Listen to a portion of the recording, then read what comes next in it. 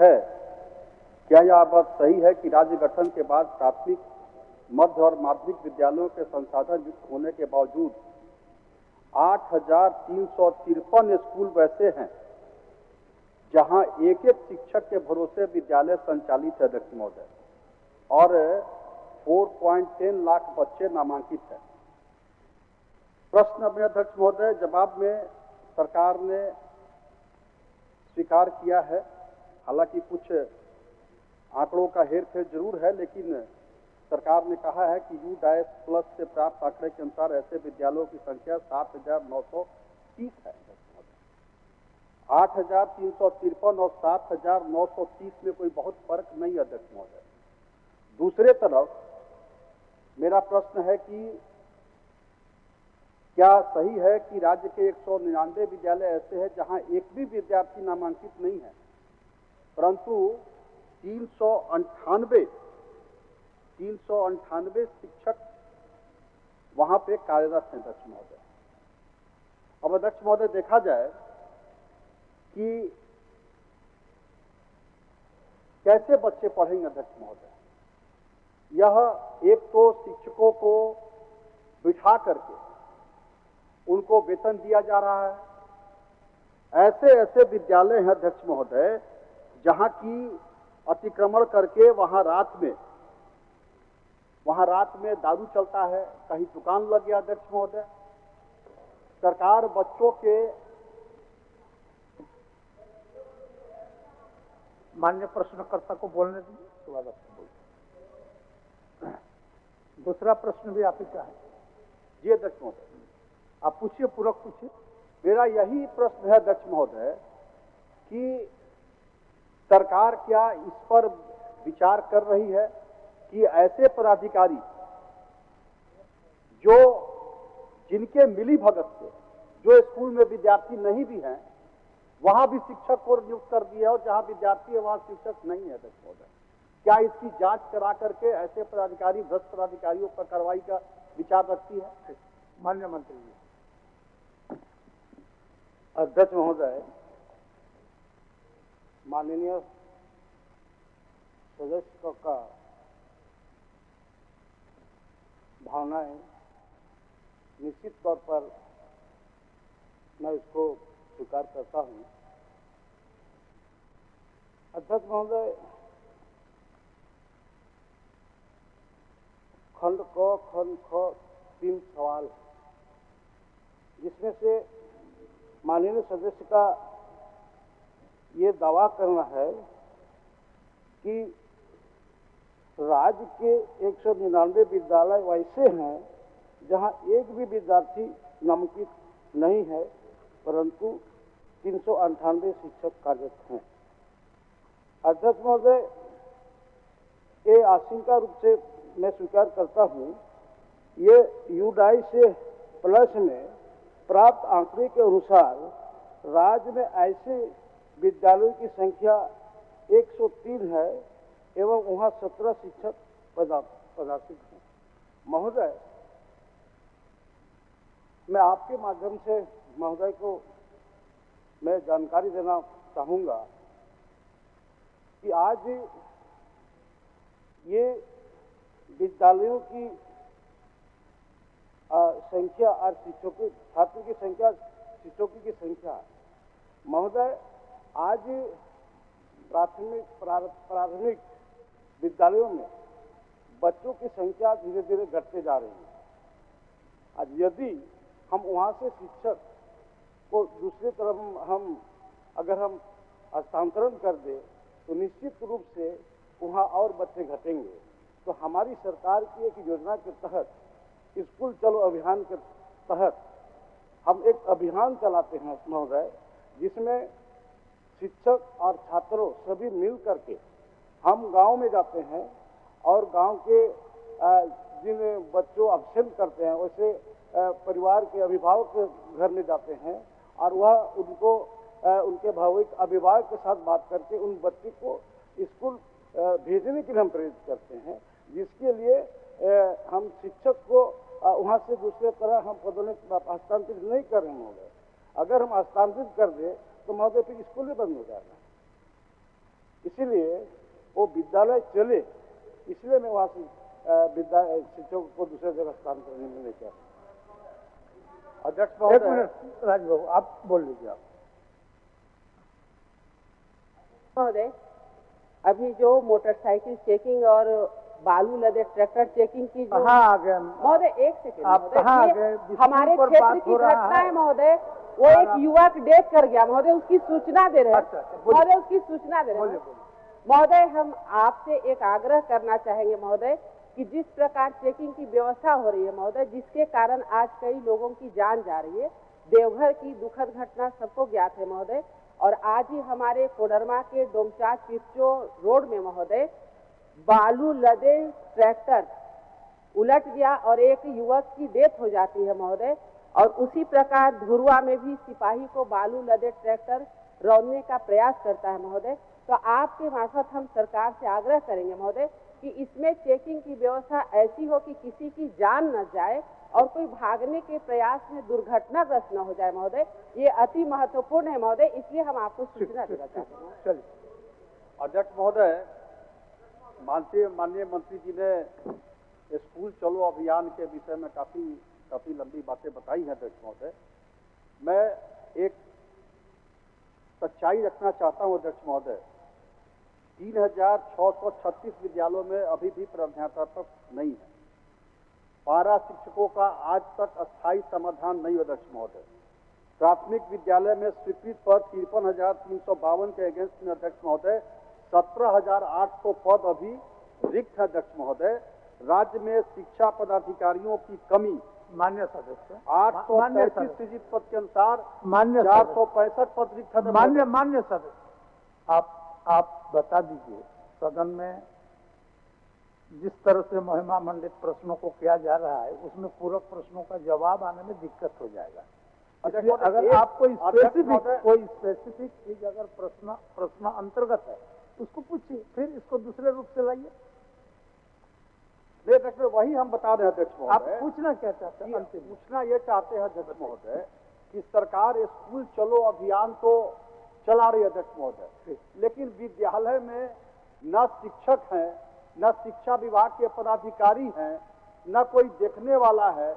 विभाग अपने मर्जी से चलते चल रहा है अध्यक्ष महोदय।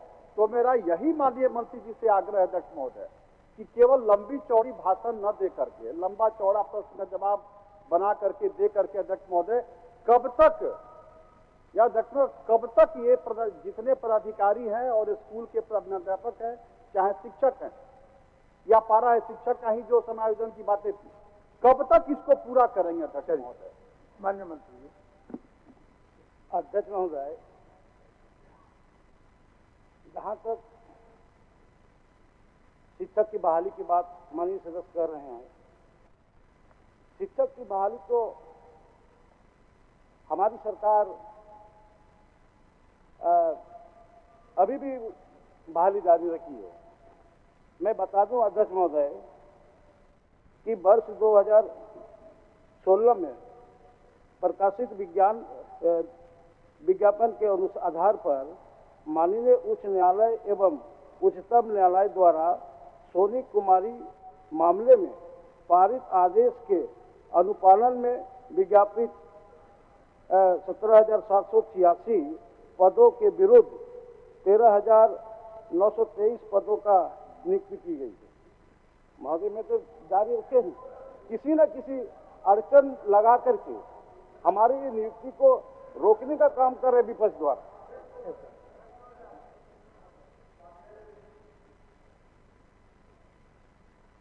माननीय सदस्य का जो प्रश्न था उसके उत्तर माननीय मंत्री ने माकूल दिया था। हमें लगता है कि इनकी इच्छा इतनी ही है कि भाई जो छात्र शिक्षक का अनुपात है उसको ठीक किया जाए, और हमें लगता है कि माननीय मंत्री ने बेहतर उत्तर दिया कि भाई हम स्कूलों को बंद नहीं कर सकते कि जहां एक शिक्षक है उन्हें हम स्कूल बंद नहीं कर सकते अलग करके। हम प्रयास कर रहे हैं कि उन स्कूलों में भी बच्चे आए और उसके लिए स्कूल चलो अभियान हमने चलाया है। हमें लगता है कि यही राज्य के हित में बेहतर होगा कि भाई शिक्षा को और प्रभावी किया जाए। हमारे जो बीओ हैं, हमारे जो पदाधिकारी हैं, वो जितना मिड डे मील पर जोर देते हैं उस शैक्षणिक माहौल पर भी जोर दे, ये मेरा विनम्र आग्रह होगा। इस पर थोड़ा माननीय मंत्री महोदय ध्यान दें, क्योंकि आपने उत्तर बेहतर दिया है, अच्छा उत्तर दिया है। केवल इसको अपने पदाधिकारियों से यह ले कि भाई वो शैक्षिक माहौल बेहतर बनाए, एकेडमिक माहौल बेहतर बनाए, तो बच्चों का आना होगा। उस संदर्भ में हमें लगता है कि इसके प्रश्न को ये ठीक ठाक करना चाहिए। आप राजेश जी, एक प्रश्न में हम लोग काफी समय व्यय कर चुके, सारा प्रश्नों का मान समान है, बहुत परीक्षा में भी लिखा देखिए, क्वेश्चन के ऊपर में रखता है, सारा प्रश्न का मान समान। राज्य हित में वास्तव में मैं राज सिन्हा जी का जो सवाल है महोदय, बहुत अति महत्वपूर्ण सवाल है महोदय, क्योंकि माननीय मंत्री जी ने सोनी कुमारी का जिक्र किया जो पिटिशनर थी महोदय। तो इसमें एक चीज है महोदय कि बाकी जितने पिटिशनर थे उनकी बहाली सरकार ने ले ली है, और आज भी हमारे पास में तकरीबन 2000 पिटिशनर हैं महोदय, 2000 पिटिशनर हैं 2400 के अगेंस्ट में। तो माननीय मंत्री जी से आग्रह करना चाहेंगे कि कोर्ट ने भी जब आदेश दिया है तो माननीय मंत्री जी जो बाकी जो 2000 पिटिशनर जो बाकी जो बचे हुए हैं महोदय, तो उसको उसमें भी विचार कर ले महोदय। माननीय मंत्री। अध्यक्ष महोदय, निश्चित रूप से हमारी सरकार इस पर भी काम कर रही है महोदय। राज्य के प्राथमिक विद्यालयों में कुल 26,001 सहायक आचार्य की नियुक्तियां की करवाई झारखंड कर्मचारी आयोग द्वारा परिक्रियाधीन है। अनुशंसा प्राप्त होते ही उपरांत छात्र शिक्षक अनुपात में पदस्थापन की कार्रवाई की जाएगी। जैसे ही आदेश मिल जाएगा हमारा ये से चयन आयोग से कार्रवाई, झारखंड कर्मचारी चयन आयोग से मैं प्रक्रिया शुरू कर दूंगा। राज्य दूसरा प्रश्न केवल एक 20 मिनट पार हो गया। आप केवल माननीय मंत्री जी से ये जानना चाह रहे अध्यक्ष महोदय कि आखिर यह प्रक्रिया कब तक पूर्ण होगा? 1 साल, 2 साल, 3 साल, कुछ तो एक समय बता दे माननीय मंत्री। प्रक्रिया पूर्ण होने की संभावित अवधि बता दीजिए। अध्यक्ष महोदय, मैंने कहा कि कार्रवाई नियुक्ति की कार्रवाई झारखंड कर्मचारी चयन आयोग द्वारा प्रक्रियाधीन है। अनुशंसा प्राप्त होते ही जैसी अनुशंसा प्राप्त हो जाएगा उसमें 1 महीना भी लग सकता है, 2 महीना भी लग सकता है, जैसे प्राप्त हो जाएगा मैं शुरू कर दूंगा। चलिए 2 नंबर प्रश्न, चलिए जैसे मैंने अभी राजसिन्हा आप पूरा आज इस बेला में आप ही छाए हुए हैं। माननीय वित्त मंत्री जी को हमने कहा है अध्यक्ष महोदय, आज कल बजट में देख रहा था कि रांची में मेडिकल कॉलेज अस्पताल की स्वीकृति दी गई है, प्रशासनिक स्वीकृति। पिछला बजट देख रहा अध्यक्ष महोदय तो उसमें प्रस्ताव था, तो 1 साल में अभी प्रशासनिक स्वीकृति रांची में मेडिकल कॉलेज अस्पताल को मिला अध्यक्ष महोदय। उसी पर मंत्री जी भी कुछ 1 आध साल बोल देते तो संतोष। चलिए दूसरा नंबर और आपको दे रहे हैं, हम देखे हैं कि आप एक बार हमको ध्यान आकर्षण किया है। चलिए, यह जो प्रश्न है अध्यक्ष महोदय, यह राज्य से जुड़ा हुआ प्रश्न है अध्यक्ष महोदय। खास करके सरकार लगातार 5 सालों से बेरोजगारी दूर करने की दिशा में बोलते आ रही है, और राज्य में लघु एवं मध्यम सूक्ष्म उद्योगों के विकास की बात हो रही है अध्यक्ष महोदय। उससे जुड़ा हुआ मेरा प्रश्न है अध्यक्ष महोदय। माननीय सदस्य, बेहतर होता है कि पूरक पूछ लेते। क्वेश्चन तो आपका अंकित है, पूरक पूछ लीजिए, पूरक पूछ लीजिए। आप क्या अध्यक्ष महोदय पूरक जहाँ तक आप सवाल के जवाब में संतुष्ट हुए हैं, कहाँ तक संतुष्ट नहीं हुए हैं, इस पर पूछ लीजिए। अध्यक्ष महोदय थोड़ा आप देखिए अध्यक्ष महोदय कि किस प्रकार से प्रश्न का उत्तर सजा करके और देने का सरकार। एक तरफ पहला खंड में मैंने पूछा है कि धनबाद जिला औद्योगिक एवं खनिज पदार्थ उत्खनन वाली क्षेत्र है जहां प्रत्यक्ष अप्रत्यक्ष रूप से लाखों की इसमें सकारात्मक है अध्यक्ष महोदय, और दूसरे तरफ अध्यक्ष महोदय आंशिक सकारात्मक आ गया जब यह पूछा गया कि सूक्ष्म और लघु उद्योग में रोजगार में अप्रत्याशित कमी आई है, जबकि प्रिक्रूटमेंट पॉलिसी के तहत सरकार द्वारा छोटे उद्योग से 25% माल करने का प्रस्ताव है। अध्यक्ष महोदय, मैं आज इस झारखंड प्रिक्रूटमेंट पॉलिसी को देखा अध्यक्ष महोदय, कितने इसके मकसद कितने अच्छे अध्यक्ष महोदय, लेकिन आज यहाँ पे उद्योग में अध्यक्ष महोदय, लघु सूक्ष्म उद्योग में काफी कमी आई। सरकार, मेरा प्रश्न इससे यही है कि जियाडा के अंतर्गत जितने भी भूमि उपलब्ध कराए गए हैं, सरकार जो बोल रही है भूमि उपलब्ध कराया गया 135, संख्या भी बताइए सरकार। भूमि उपलब्ध कराए गए अध्यक्ष महोदय, यह सरकार में यही जानना चाहते हैं अध्यक्ष महोदय कि क्या यह 135 लोगों को जो भूमि उपलब्ध कराई गई है उसमें कितने उद्योग, लघु और सूक्ष्म उद्योग कितने चल रहे हैं? माननीय मंत्री जी, माननीय मंत्री जी, माननीय मंत्री जी। अध्यक्ष महोदय, आपके माध्यम से माननीय मंत्री, माननीय सदस्य को बताना चाहते हैं, आंतरिक सुकारात्मक है। धनबाद जिले में वित्तीय वर्ष 2024-25 में कार्यरत सूक्ष्म एवं लघु उद्योग की विवरणी निम्न है। 4,518 निवेश में है, 9 अरब 72 करोड़ लाख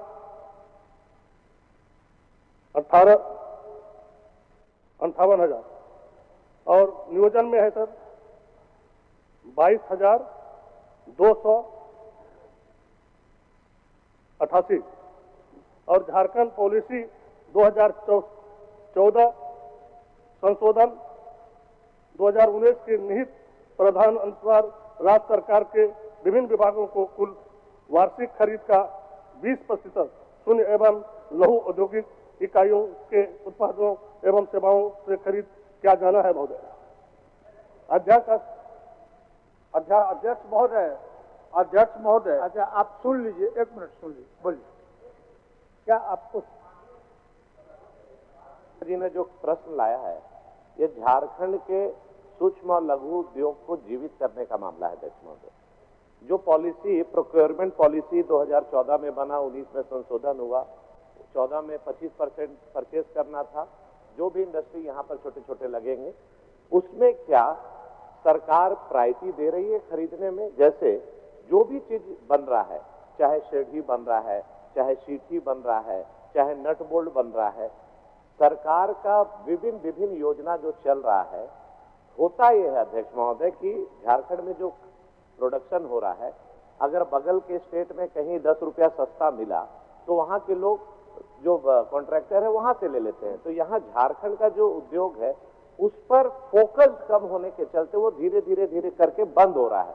मेरा आपके माध्यम से निवेदन माननीय मंत्री जी को यही है कि जो आपने प्रोक्योरमेंट पॉलिसी बनाया है, 2014 में 25% था, 19 में संशोधन में 20% हुआ, 20% भी तो कम से कम सरकार खरीदे, या खरीदने के लिए अपने एजेंसी को रिस्ट्रिक्ट करे, बाध्य करे। बोलिए, आप क्या पूछ रहे हैं? कहीं पे इसका पॉलिसी को पालन नहीं किया जाता। माननीय मंत्री जी अध्यक्ष महोदय, इन्होंने सीधी जो जवाब आया है उसको पढ़ दिया। अध्यक्ष महोदय, ये मेरे पास रिपोर्ट है अध्यक्ष महोदय, ये स्टेट लेवल बैंकर्स कमेटी के आंकड़ों के अनुसार है। मान्य सर, मैं कोई आपका क्वेश्चन जितना ऑब्जेक्टिव होगा, जवाब उतना ही ऑब्जेक्टिव होगा। अध्यक्ष महोदय का पढ़िएगा, लघु और सूक्ष्म उद्योग में 34,000 कर रहे हैं, किसमें कुछ जानना क्या चाहते हैं वो बात तो महोदय मैं वही बोल रहा हूँ अध्यक्ष महोदय, बड़ा स्टेट के लिए बहुत महत्वपूर्ण विषय अध्यक्ष महोदय। लघु और सूक्ष्म उद्योग में 34,000 रोजगार की कमी आ गई अध्यक्ष महोदय। ये आखिर मंत्री जी ये बताएं कि एक तो प्रिक्योरमेंट पॉलिसी के अंतर्गत ये इनको खरीदारी नहीं कर रही है, उससे भी कमी आ रहा। छोटे छोटे उद्योगों को जमीन नहीं मिल पा रही है अध्यक्ष महोदय, बड़े जमीन ज्यादा दे रहा है लेकिन छोटों को नहीं दे रहा अध्यक्ष महोदय, और जिसके वजह से उद्योग भी घट रहा है, रोजगार भी घट रहा है अध्यक्ष महोदय। तो क्या सरकार इस बात की गारंटी दे रही है अध्यक्ष महोदय कि प्रिक्योरमेंट पॉलिसी के अनुरूप खरीद होगा और छोटे सूक्ष्म उद्योग को भी सरकार जमीन दे करके स्थापित करेगी? दो चीज माननीय मंत्री जी, माननीय मंत्री जी, दो चीज, छोटे उद्योग को बढ़ावा देना और प्रोक्योरमेंट रिपोर्ट जो आपका है उसमें यहाँ का जो प्रोडक्ट है, जो भी चीज यहाँ का कुटीर उद्योग से या उद्योग से बनता है, उसका खपत इस राज्य के निर्माण हो या कुछ भी सेक्टर हो उसमें हो, इस विषय पर फोकस के लिए जानना चाहते हैं आपका विचार। बोलिए बोलिए। अध्यक्ष महोदय, सरकार गंभीर है महोदय, और सरकार सिर्फ धनबाद में ही नहीं महोदय, पूरे राज्य में छोटे छोटे उद्योग कर्मियों को भी बढ़ावा देगी महोदय। माननीय मुख्यमंत्री जी भी इस पे गंभीर है महोदय, और हम लोग इस पर काम करेंगे महोदय। चलिए, अभी तक अध्यक्ष महोदय कितने छोटे उद्योग आए हैं, जरा मंत्री जी बता दें। अभी वैसे नहीं, नवीन जी अगर आवश्यकता पड़ेगा तो पॉलिसी में भी चेंज किया जाएगा, आप चिंता न करें, एकदम लेंगे, आप चिंता मत करें ना। अभी तो 3 महीना हुआ ही है, थोड़ा सा वक्त दीजिए ना। चलिए, माननीय भूषण बाला जी पूछिए। अध्यक्ष महोदय, मेरा प्रश्न पर्यटन स्थलों का विकास पर था महोदय। सरकार ने मेरे प्रश्न के सभी खंडों को स्वीकार किया है महोदय। मैं तहे दिल से धन्यवाद कहना चाहूँगा माननीय मंत्री को। साथ में मैं मंत्री जी से जानना चाहूँगा, सरकार से जानना चाहूँगा महोदय कि खंड 4 पर जानना चाहता हूँ कि पर्यटन स्थलों का श्रेणी का जो ABCD श्रेणी में लाए महोदय, क्या सरकार ने जब रामरेखा धाम को A श्रेणी, केला घाट को B श्रेणी का पर्यटन स्थल कब घोषित किया महोदय? साथ में मैं ये जानना चाहता हूँ कि क्या पायदान है ABCD पर्यटन स्थल घोषित करने का? चलिए, हो गया। माननीय मंत्री जोगेंद्र बाबू, आप ही को उत्तर देना है। धन्यवाद महोदय। चलिए, माननीय अध्यक्ष महोदय, जो सदस्य का चिंता है कि उनके सिमडेगा जिला में कई जगह जो है पर्यटक स्थल के रूप में विकसित करने की संभावना है, उसको विकसित किया जाए, यही चिंता है महोदय उनका। तो उससे बड़ा उत्तर उनको साफ स्पष्ट मिला हुआ है महोदय। इसके लिए चाहे वो सिमडेगा अंतर्गत केलाघाट श्रेणी B, बसतपुर, कुरुश्री टोंगरी या फिर केलाघाट या बसतपुर, इन सब को मिलाकर के महोदय चैलेंज बेस्ड डेस्टिनेशन डेवलपमेंट के अधीन इनको ये पूरे 25 जून 2025 को पत्रांक संख्या 329 सिमडेगा उपायुक्त के माध्यम से केंद्र सरकार को अनुरोध किया गया है महोदय। केंद्रीय निदेश पर्यटन निदेशालय रांची को अनुरोध किया गया है उपायुक्त महोदय से। उसके अलावे इसको भेजा गया है महोदय, अति शीघ्र उसका डेवलपमेंट का मानक और फंड भी रिलीज किया गया, 18 करोड़ राशि स्वीकृति भी किया गया है महोदय।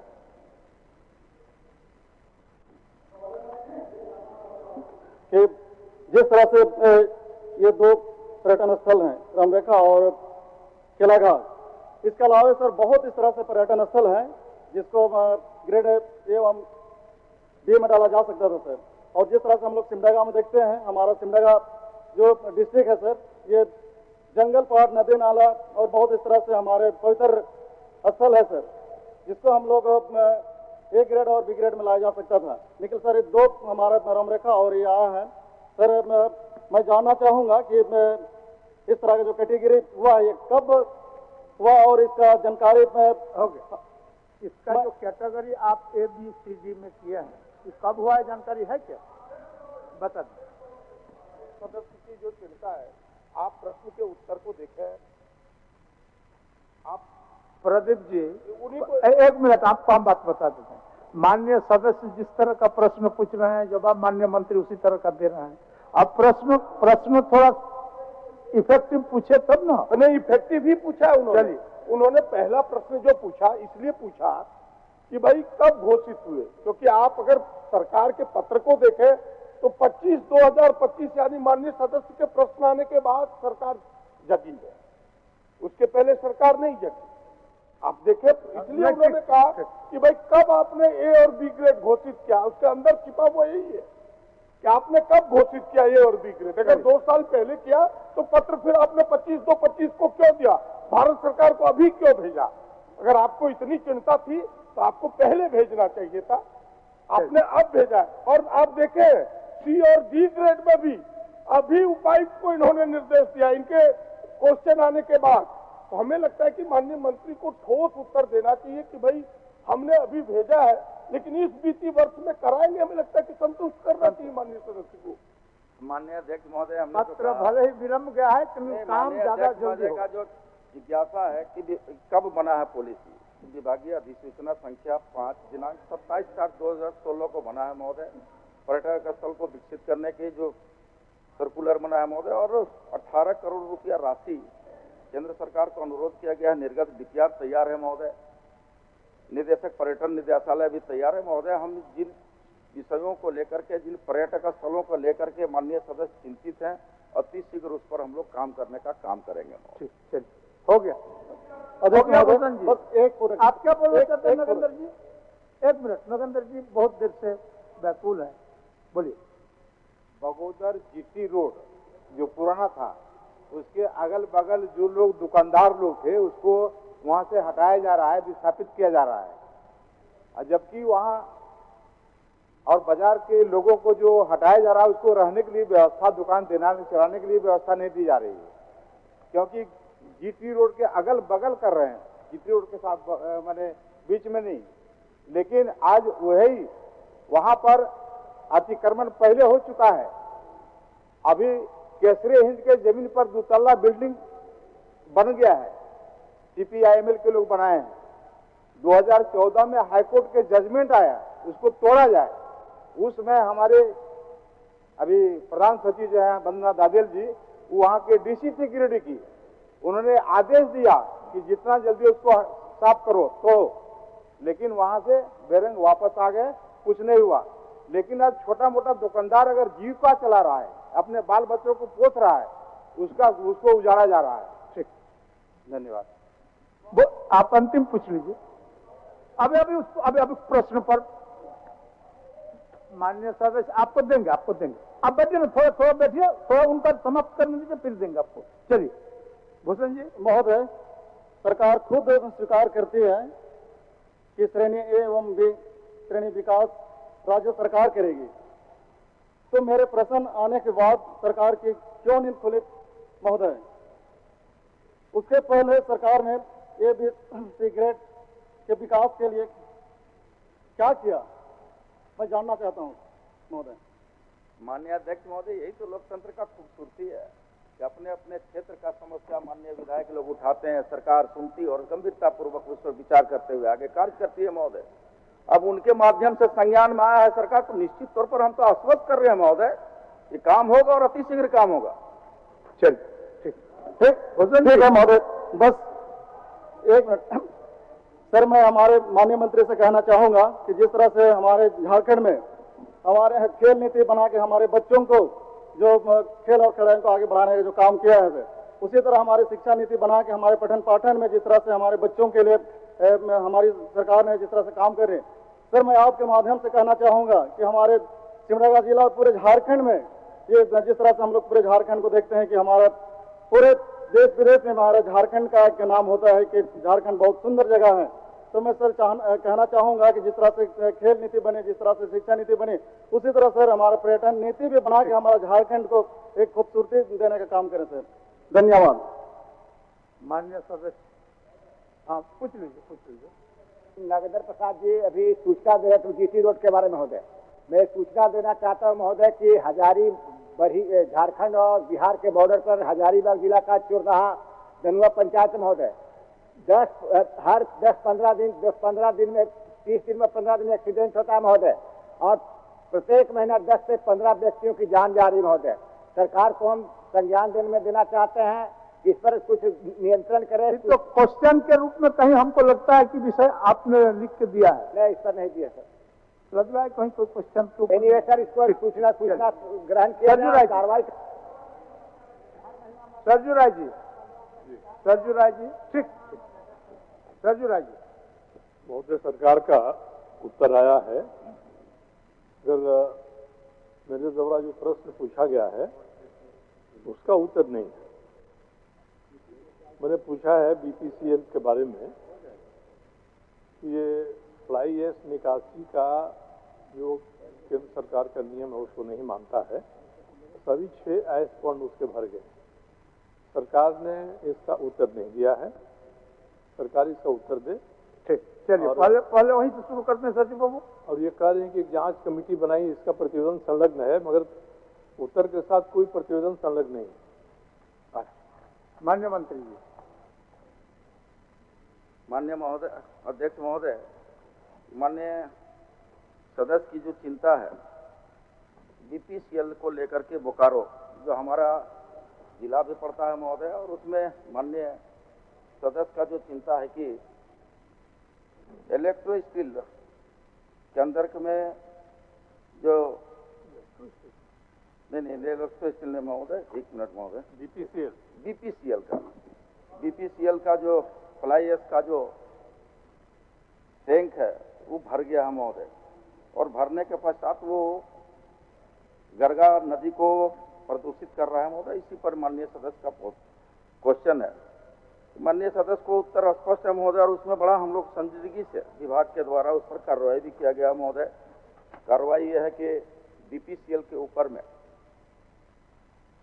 73,32,031 रुपया का प्रदूषण करने के एवज में जांच में दोषी पाया गया, उस पर कार्रवाई भी हुआ, उसके ऊपर फाइन भी किया गया महोदय।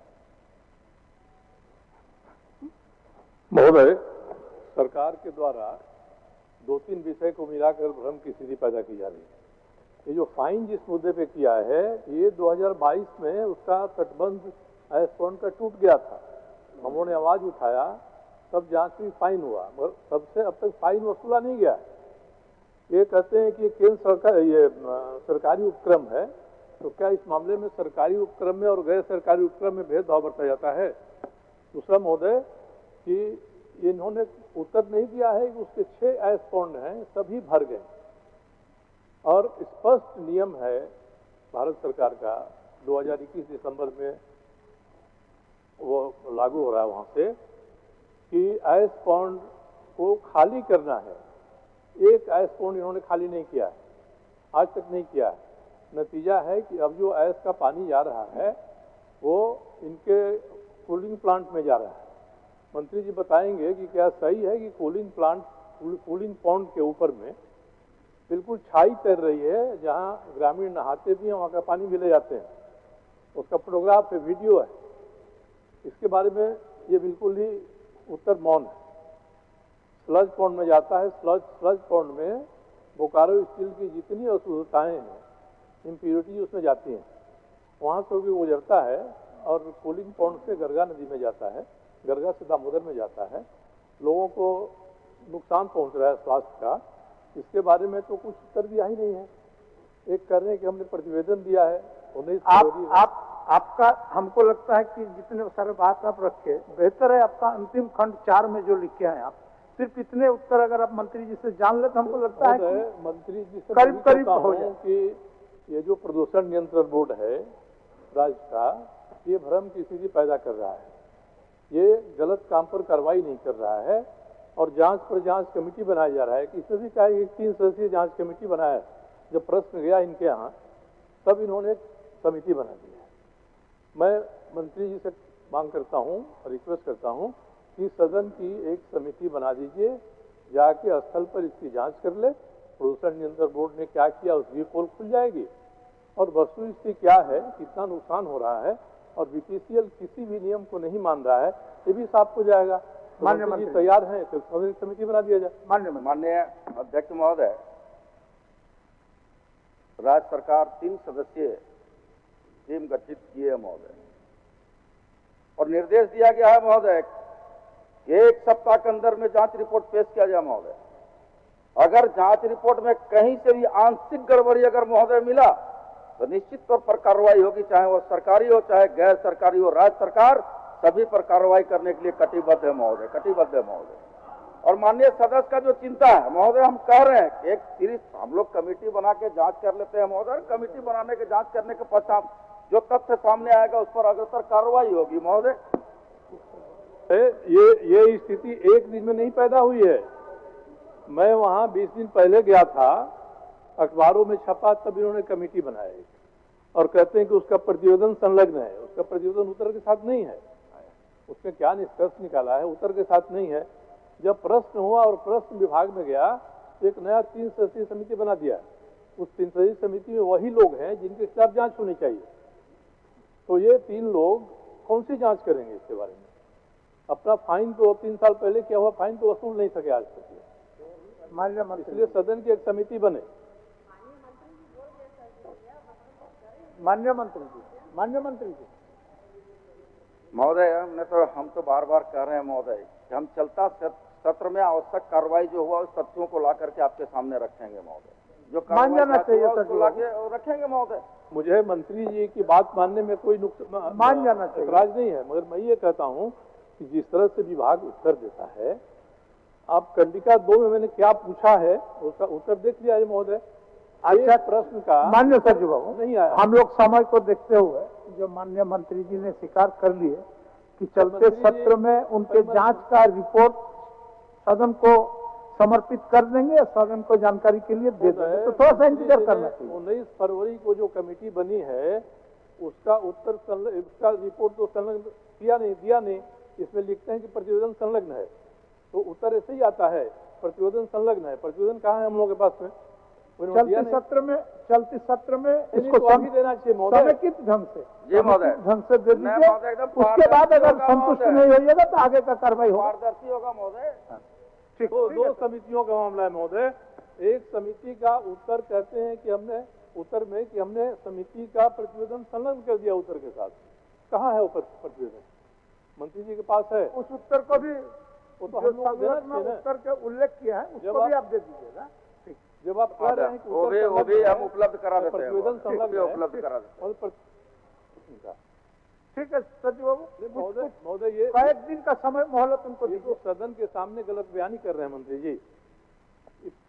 उत्तर में है कि एक जांच की उसका प्रतिवेदन संलग्न है, ये लिख रहे हैं, मगर प्रतिवेदन है ही नहीं, इसमें संलग्न नहीं है। अच्छा, उसको आपको भिजवा देंगे, हम भिजवा देते हैं माननीय सदस्य महोदय, में भिजवा जो देता हूं। कमेटी बनाया उन्होंने 10 दिन के भीतर देने का एक तिथि बताएं, वो कब प्रतिवेदन देगी। और मैं अभी भी कहता हूं कि माननीय मंत्री जी को मान लेना चाहिए कि सदन की एक समिति माननीय विधायकों की जाए और इन सब बातों पर जांच करे। माननीय सचिव बाबू, आप काफी जानकार व्यक्ति हैं, बहुत पुराने व्यक्ति हैं। जब उन्होंने एक जांच के लिए 3 सदस्यीय समिति गठन कर दिए हैं तो उनका फलाफल क्या रहा है देख लीजिए। उसके बाद जो नहीं होगा तो आपका जो इच्छा है उस अनुसार मंत्री जी विचार करेंगे। तो यही पूछता हूँ कि वही 3 लोग हैं जो लोग अभी तक इससे पैसा फाइन का 75 लाख रुपया नहीं वसूल सके। यही अच्छा, आने दीजिए मंत्री के पास आने दीजिए, फिर उस पर आगे होनी चाहिए। जिन पर जांच होनी चाहिए उन्हीं लोगों की कमेटी बन जाएगी महोदय, तो कहाँ से न्याय होगा? नहीं ठीक है, अब जांच कमेटी मैंने तो कहा महोदय, क्या ऐतराज है? बोकारो बहुत नजदीक है, कभी भी चलते सत्र के बाद माननीय विधानसभा सदस्यों की समिति एक बन जाओ, जाके जांच कर लेगी, स्थिति पता हो जाएगा कि उत्तर में कितनी गलती है और उत्तर में कितना सही है। तो माननीय मंत्री जो क्या ऐतराज है इसको सदन के सदस्य? अध्यक्ष महोदय, हमको कोई इतराज नहीं, हम ईमानदारी पूर्वक काम करना चाहते हैं महोदय। हम तो कह रहे हैं कि चलता सत्र में जांच लेंगे, आवश्यकता होगा तो कमेटी भी गठन करेंगे महोदय, हम तो कह रहे हैं। जी आश्वासन दे रहे हैं कि सदन की समिति गठित करेंगे इस मामले में? नहीं, मैंने कहा कि पहले जो 3 सदस्यीय कमिटी हमने बनाया उसकी जांच रिपोर्ट आने दे, अगर उसमें आंशिक कहीं समिति सही जांच कमियां ढूंढ कर देखिए, क्योंकि जो दोषी हैं वही समिति में शामिल हैं। नहीं माननीय अध्यक्ष महोदय, वह गृह जिला भी मेरा है। हम चाहेंगे सुस्पष्ट जांच हो और दोषियों पर कार्रवाई हो, यह हम सुनिश्चित करना चाहेंगे महोदय। पहले जांच रिपोर्ट आने दीजिए महोदय, जांच रिपोर्ट को। माननीय सदस्य डॉक्टर कुशवाहा शशिभूषण, तारांकित प्रश्न हो गया होगा महोदय। माननीय सदस्य डॉक्टर कुशवाहा शशिभूषण मेहता महोदय, आपका पुट कर देते हैं, आपका पुट कर देते हैं, इधर सुनिए। चलिए महोदय, हो गया सरजू बाबू, जरूरत पड़ी तो आपका भी बात मानेंगे।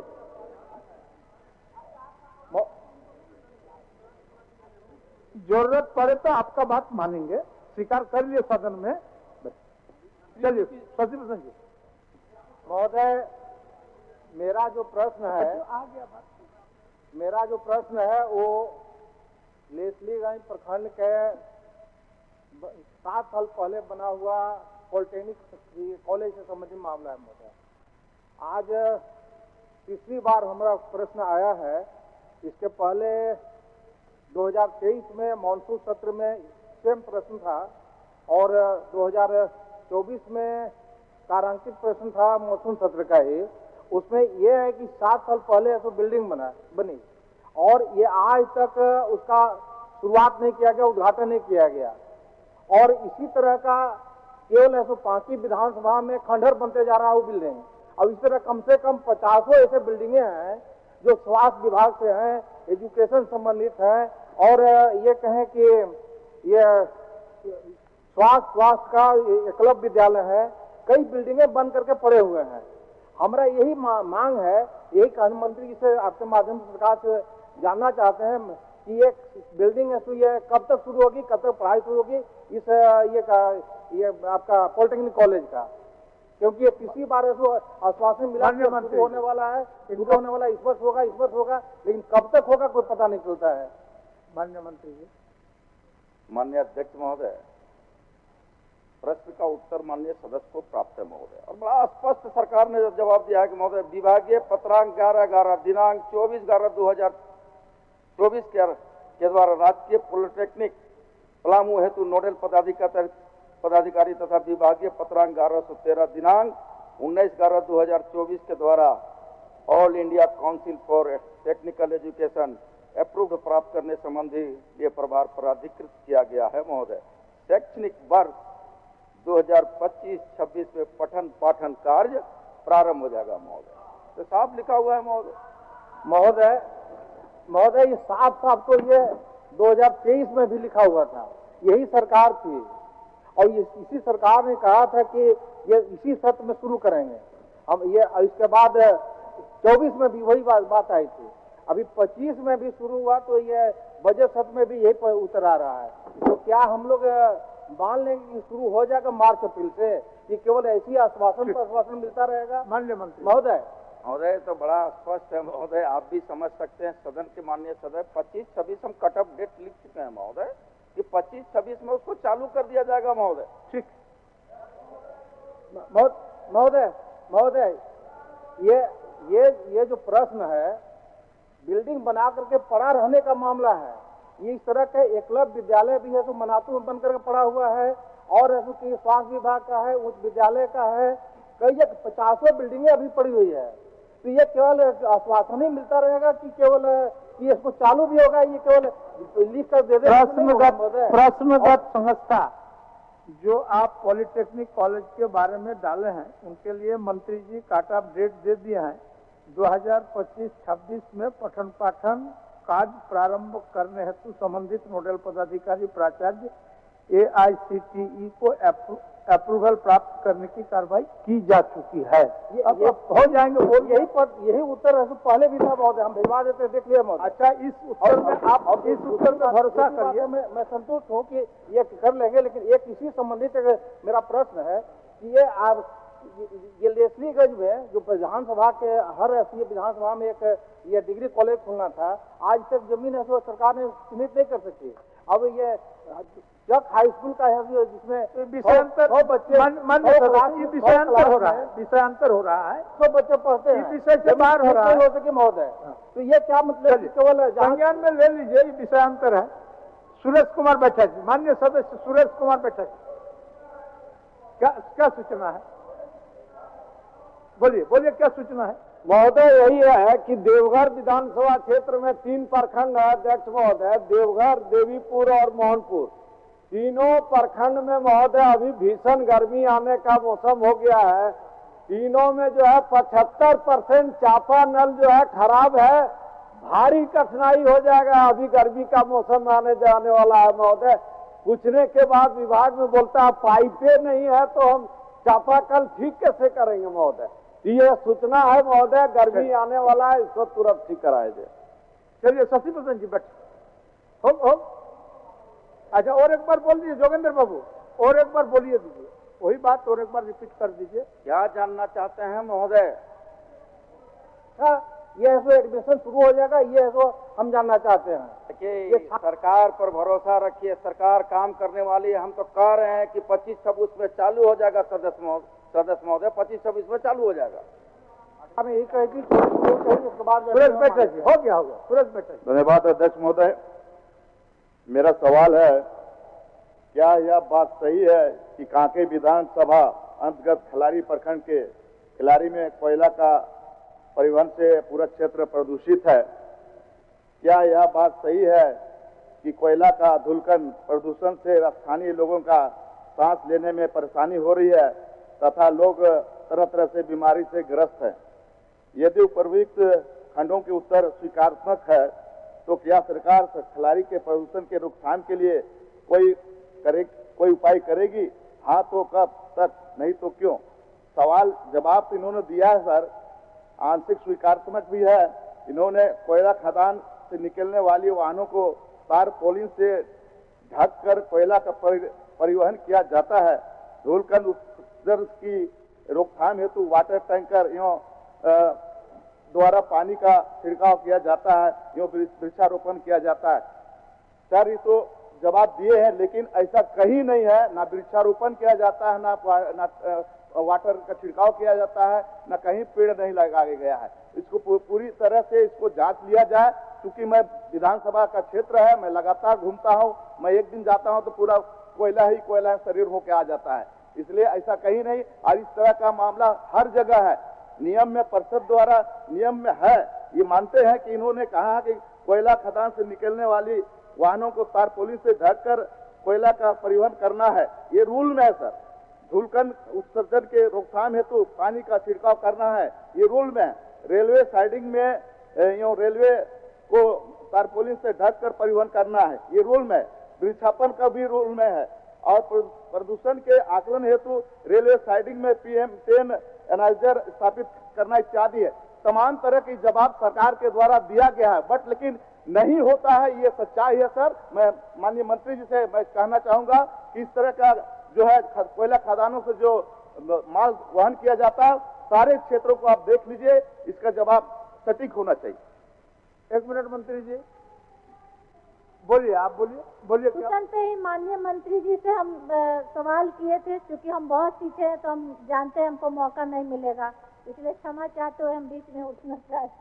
नहीं ऐसा नहीं है, ऐसा अगर ऐसा ही आपका ऐसा ही महत्वपूर्ण सवाल है तो आप एक लिख के दे दीजिए आसन को, इसीलिए आप प्रदूषण पे जो मुझे हम फिर मंत्री तक पहुंचा देंगे। जो प्रदूषण पे उत्तर मिला है महोदय, उसे आप लिख के दे दीजिए, आपका प्रश्न हम पहुंचा देंगे मंत्री तक, और बीच में उठ करके आपका सीरियल नहीं आने के पूर्व अध्यक्ष महोदय कि सेम मेरा भी यही सवाल है। ठीक है, अच्छा मिला के जवाब दे दीजिएगा माननीय मंत्री, मिला के उनका भी जवाब दे दीजिए। चलिए माननीय अध्यक्ष महोदय, निश्चित तौर पर पोल्यूशन एक बड़ी खतरनाक विषय है महोदय, और उस विषय पर सरकार गंभीर है महोदय। अभी माननीय सदस्य की जो चिंता है, आदरणीय सुरेश जी का जो चिंता है, तो निश्चित तौर पर उसका जवाब से संतुष्ट है महोदय। अब रह गया, वो कह रहे हैं कि अमूमन नियम बना हुआ है महोदय, नियम कायदा कानून का पालन हो रहा है महोदय, लेकिन उनका जो स्पेसिफिक चिंता है कि हम जब सड़क से आना जाना करते हैं तीन चीजों को दिखाई नहीं पड़ती है। तो महोदय आपके माध्यम से माननीय सदस्य महोदय को कहना चाहूंगा, निश्चित तौर पर महोदय अगर कहीं कोई कमी है तो हम लोग विभाग को निर्देश देंगे, उस पर कड़ाई से पालन किया जाएगा महोदय। मंत्री महोदय, प्रदूषण नियंत्रण बोर्ड इसका गठन किया गया है, इसकी बैठक काय बार होगी, कितने बार हुई है? अगर हुई तो इसकी जानकारी दिया जाए। आप पूछ लीजिए, पूछिए, आप पूछिए। उनका बोल के तार तार किया जा रहा है, वहाँ पूरे लोग प्रदूषण से बीमारी से ग्रसित हो रहे हैं। हमारे झरिया विधानसभा सबसे ज्यादा प्रदूषण से प्रभावित लोग हो रहे हैं। इस पर विशेष करके मंत्री जी से मैं आग्रह करूंगा ध्यान दिया जाए। माननीय अध्यक्ष महोदय, प्रश्नकर्ता का माननीय अध्यक्ष महोदय, प्रश्नकर्ता का अंतिम पूरक है महोदय, और इनका भी बता दीजिए। पॉल्यूशन परिषद के द्वारा कितनी बार बैठक किया गया है महोदय? समय समय पर होते रहता है बैठक, आवश्यकता अनुसार 10 दिन, 15 दिन, 6 महीना, 2 महीना में भी होते रहता है महोदय। और उसकी एक्चुअल डाटा तो अभी मेरे पास नहीं है, क्योंकि वो पूरक विषय में लाए नहीं है महोदय, लेकिन इतना जरूर कहेंगे, जो विषय संज्ञान में आपके माध्यम से सदन में आया है, उस निश्चित तौर पर उसको पॉल्यूशन रोकथाम करने के लिए उस दिशा में हम लोग आवश्यक पहल करेंगे महोदय। महीना में एक दिन होना चाहिए, और जो भी संबंधित विभाग के पदाधिकारी है उनको गाइडलाइन दीजिए बुलाकर।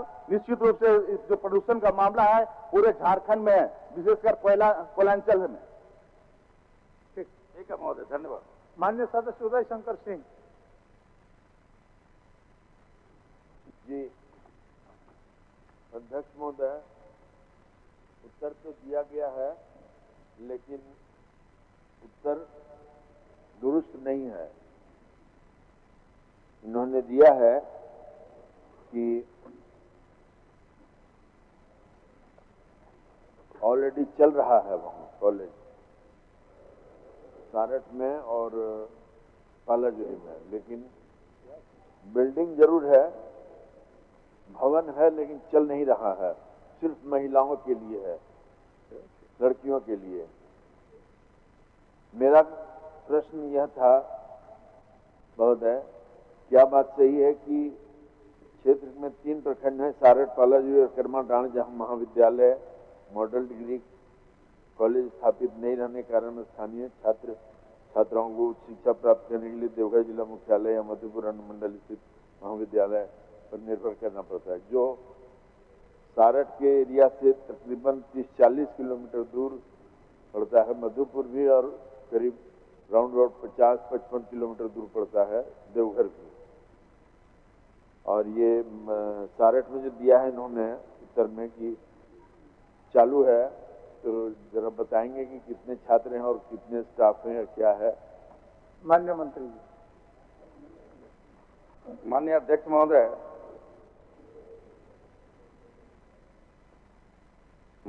महोदय, जिस तरह से माननीय सदस्य का जो पूरक प्रश्न है महोदय, आप भी इसके अवलोकन करें महोदय। उन्होंने साफ कहा है कि जिज्ञासा उनका है कि सारठ विधानसभा अंतर्गत